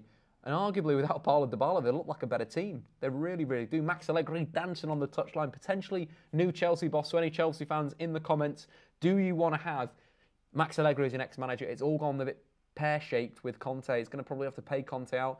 Conte, for me, has been sort of set up for this job over in AC Milan, but Gattuso's now been signed up to a new deal, so where would he go? Maybe if Allegri leaves, Conte back there. You never know with these things. It could happen. Anything can happen in football, like a 3-0 win away at the Bernabeu against one of the best teams ever in Champions League history. What is going on? Football is absolutely broken. Absolutely broken. Keylor Navas, though, if you didn't see it, had a stinker for the second goal. Costa whipped the ball in from the right wing on his left foot, spilt it, and then Blaise Matuidi tapped the ball in. What am I drinking, mate? Just a bit of water, bit of hydration. Keep the juices flowing.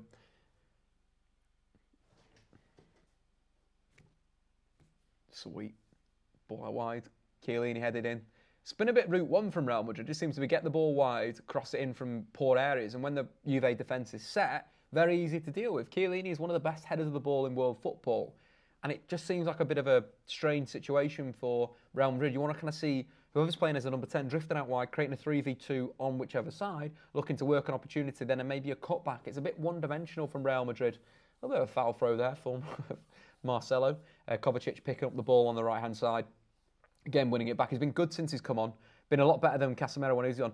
Instant ball to Sancho inside the left channel there. Back out to Isco. Isco into a crossing position on the right foot. Lichtsteiner well defended. He's having a great game since he came on.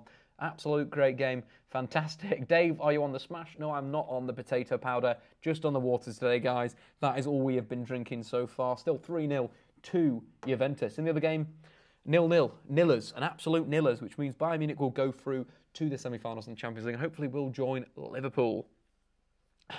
Jake is saying Juve will get a last-minute winner. That'd be mad. That would be absolutely mad ting, as the youngsters do say. Back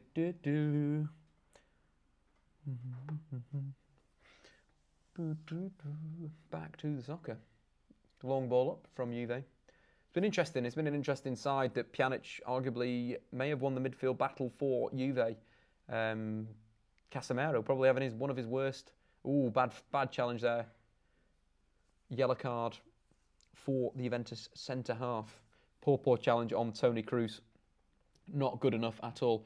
What's my opinion on Ruben Neves? Maybe I need to do a little bit of scouting on him. I've seen him score some bangers for Wolves. That free kick that he scored last weekend was really good. Also watched the Wolves' best goals in the last, I think it was the last month. They scored some absolute brilliant goals, and Neves was very much involved in that. Some long balls out central midfield to the flanks to link with his teammates and then move forward in an attacking sense. very technically gifted player. Played for Porto at 18 years old, captained the Porto team in the Champions League. You know, the only reason why he's in England now is Jorge Mendes has got a very strong connection with Wolves at the moment. A lot of players coming via Portugal to Wolverhampton and then playing first team football. Another one, Diogo Jota, is someone that you should watch out for as well, a very talented young attacker. On my game of Foot Manager with Dynamo Dresden, he's just my best player. In the European Cup, we've won that back-to-back, and he's been brilliant in both finals. I think he's grabbed 3 goals in 2 of the finals. What a player he is. What a player. Do you do YouTube full-time? Yeah, I do YouTube full-time, / presenting for people, work on MUTV, work for other people, other companies, other brands. So yeah, all cool stuff. What's that fantastic and delicious app that you're using for the stats? It is StatZone. The link is in the description below, so go and give it a click, download it. It's available on iOS, unfortunately, not Android at the moment. But so yeah, go and check it out, go and download it. I absolutely love it. It's one of my favourite apps in the world. Just going to show you some stuff of the application with this one right here. So yeah, we've got, you've got your goals. We can look at the goals again, just on screen. You can see the Sami Khedira pulling wide, crossing Mario Mandzukic at the back post, breaks that down for you, all your information. The second goal was a brilliant goal from Juve, front to back, through midfield, nobody stopped the move. Lichtsteiner nice and forward, and of course Mario Mandzukic firing in. And then the third goal, all we've got for that is the tap-in, because it was a cross from Douglas Costa that came in, and a simple tap-in from, of course, Blaise Matuidi. Great game so far from Real Madrid versus Juventus. I think Juventus are so on top in this game. It was been ridiculous. Real Madrid coming back into the game in stages, but they've been poor, very, very poor in terms of their chance creation. Not been good enough, not been getting behind this disciplined Juve side. Toni Kroos, edge of the area, picks out a pass. Ronaldo, back post, back in. Penalty? Penalty! Ronaldo knocked back that Toni Kroos flick. Gigi Buffon's lost his rag. It's gone off. It's absolutely gone off. Vasquez getting taken out there. Madrid penalty. This is crazy. This is in the last minute. It's red card. Gigi Buffon's been sent off. No, Gigi. No way. This is bonkers. Was that a foul? Get me the replay. Whip the ball into the back post. Ronaldo knocks it down. A chest. He's come through him. I think that's a penalty. Yeah, I think that's a penalty. Stephen Howson, what's your take? He's not played the ball. He's come through the man. And I think he sent Gigi Buffon off. Yeah. Sad that. No respect for a great man of Gigi Buffon. I'm kind of gutted for Juve. What a performance Juve have put in. And it could be all ended here. Gigi Buffon getting sent off. He is so angry. Szczesny's screaming at him. Szczesny, is he going to save the penalty? This is absolutely... CR7 is going to be stepping up. This is unbelievable. I'm not looking at the comments. I'm going to turn the comments on. Stephen Howson is coming in here. Turn the comments off. What are we going for here? Mate, Cristiano Ronaldo, I'm going to have to shout. Sorry, everybody. I'm going to have to shout because I've not mic'd up, obviously, but I reckon it's Ronaldo, mate. Ronaldo doesn't miss. I have a feeling. I have a feeling. You know when you get that, you get that feeling when you're like, it's not going in.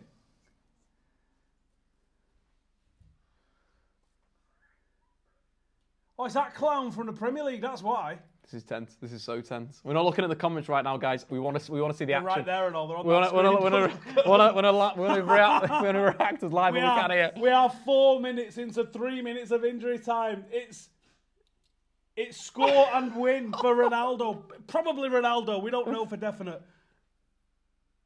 I mean, it is a penalty. It's definitely a penalty. Does he even get the ball? No, don't touch it. Don't. He's taking him out. Like he's fouled him. I don't know. I can't believe Gigi got sent off. He touches the ref though. He's all over the ref.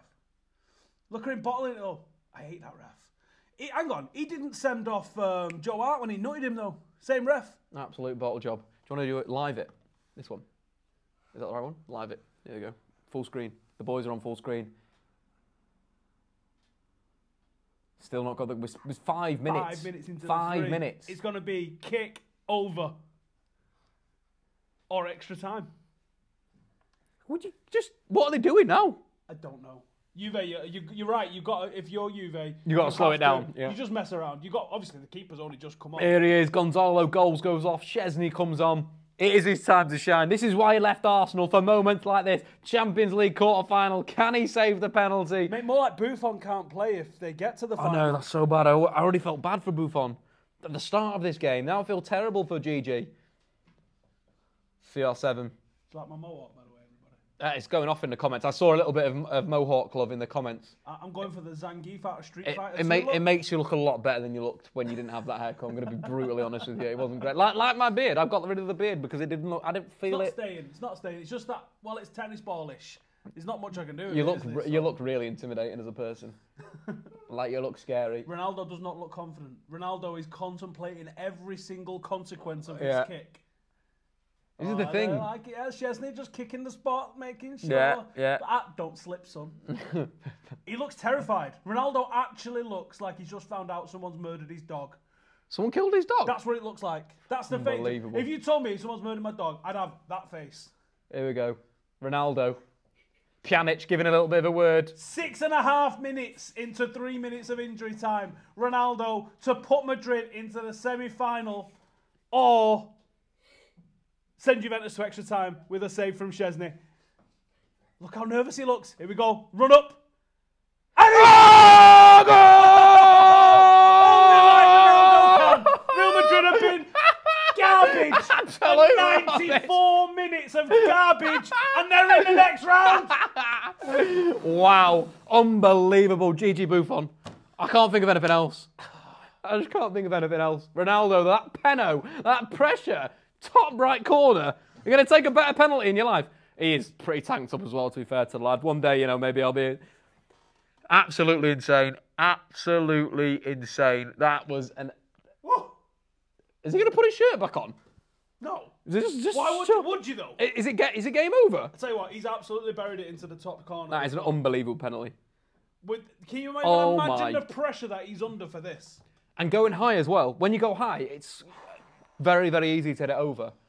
But that is one hell of a penalty. They don't deserve it at all. They've been awful today. Absolutely rubbish. But that was something else, that moment. Coming up clutch again, Cristiano Ronaldo. He's an absolute joker. Was it? Must be like 25 in 12? Or? Is Ronaldo already on the yellow? He's not just took himself No, I don't think so. It couldn't have. They'll flash it on the screen if he has. Yeah, I don't think he's been sent off. There we go. Last punt into the box, long. Can Real Madrid defend it? Looks like they can.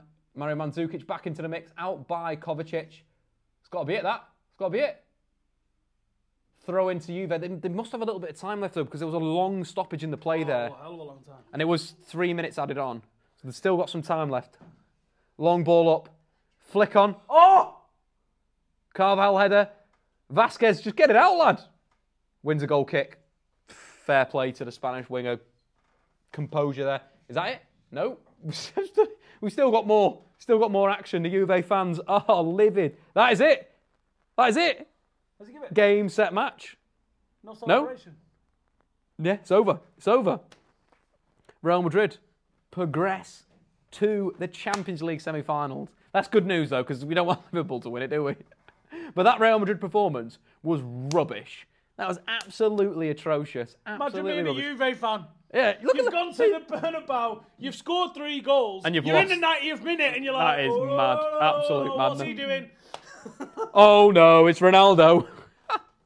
Absolute scenes in this game. Thanks for joining us today. We're going to do a little bit of tactical analysis, and then we're going to call it a day. Do you want to come in for the tactical analysis? I'm going to get off. You're going to get off. All right, you get out of here. Oh, nearly knocked everything over. But what an end to the game. What an end to the game. Ronaldo getting so hyped, so pumped with the fans. I just don't think... He doesn't really deserve it. It's Michael Oliver. Stephen Alston was the guy who's let everyone down. The Michael Oliver Show. Again, we were speaking about referees in the comments. You guys knew it. The standards of referees are dropping. That was awful. Poor old GG Buffon. Ronaldo is got 25 and 15 in the Champions League. That is a stat from Statics Bench, you absolute legend. He tweeted out the link I saw before, what an absolute call. Dave, get a mohawk. I've had a mohawk before. I've got a funny shaped head. I look like a crazy man. But let's jump into the tactics. What happened? The story of the game. This has been one hell of a turn. One hell of a turn. Gonzalo Higuain just giving it biggie to Vasquez, saying he dived. Livid. Absolutely livid. The story of the game. Let's jump into the stats, of course. Stat Zone, go and check it out. The link is in the description below. It's a quality app. That's what we've been using today. Of course, the possession stats. Real Madrid dominating in the second half. 62% possession for Real Madrid. But a good display from Juve. Was that a foul? I think it was a foul. But anyway, let's talk about the key events of the game. Of course, Mario Mandzukic starting off the game with a great goal at the back post. Really early doors. Juve starting very, very well. Fantastic ball from, of course, Sami Khedira. Bullies, absolutely destroys, I think it was Carvalho at the back post. Goal time. Second goal, a great move from Juve, front to back so quickly. But again, it was that moment, getting the ball up to the back post, hanging it up, and of course heading the ball in. The big stats that we want to see in that sort of respect, why that was so much of a danger. 2 chances at the back post for Mario Mandzukic, 2 goals. But again, if we break out the attacking aerial duels, it was a clear plan for Juve to hang it up to the back stick and look for Mario Mandzukic to get on the end of it. Key idea for them today, and it works so well. And of course, the third goal, was just a big mistake from Keylor Navas. Absolute stinker. Blaise Matuidi runs in and puts the ball into the back of the net. And then, of course, we know the drama. The drama that has just unfolded. 97 minutes. Cristiano Ronaldo with the penalty. Unbelievable stuff. Who calls the penalty? It was Benatia, I do believe, the centre-half from, of course, Juventus. We don't want to check Blaise Matuidi's map. But, of course, the story of the game, Juve finding that weakness in Real Madrid. That's going to be an interesting side now. Playing a wide target man against Real Madrid on the left wing caused them so much problem, hanging the balls up. Thinking about the teams left in the tournament, of course, Liverpool. Do they have a target man that could do that? I don't think so. Bayern Munich, do they have a target man that could do that? Yes, and Lewandowski. They could also use the overload in Thomas Muller. The Roma have it, Edin Dzeko. So there's 2 teams that arguably Real Madrid want to draw Liverpool, which would be quite interesting. In terms of the guys, of course, Toni Kroos in cruise control for most of the game. 97 out of 100 passes and 97% pass accuracy. But for me, Real Madrid really struggled. And the guy that really deserves a lot of plaudits is Pjanic. Fantastic in central midfield. A great performance away at the Bernabeu. When Juve were on top, Pjanic was the guy controlling the tempo. A fantastic display from him.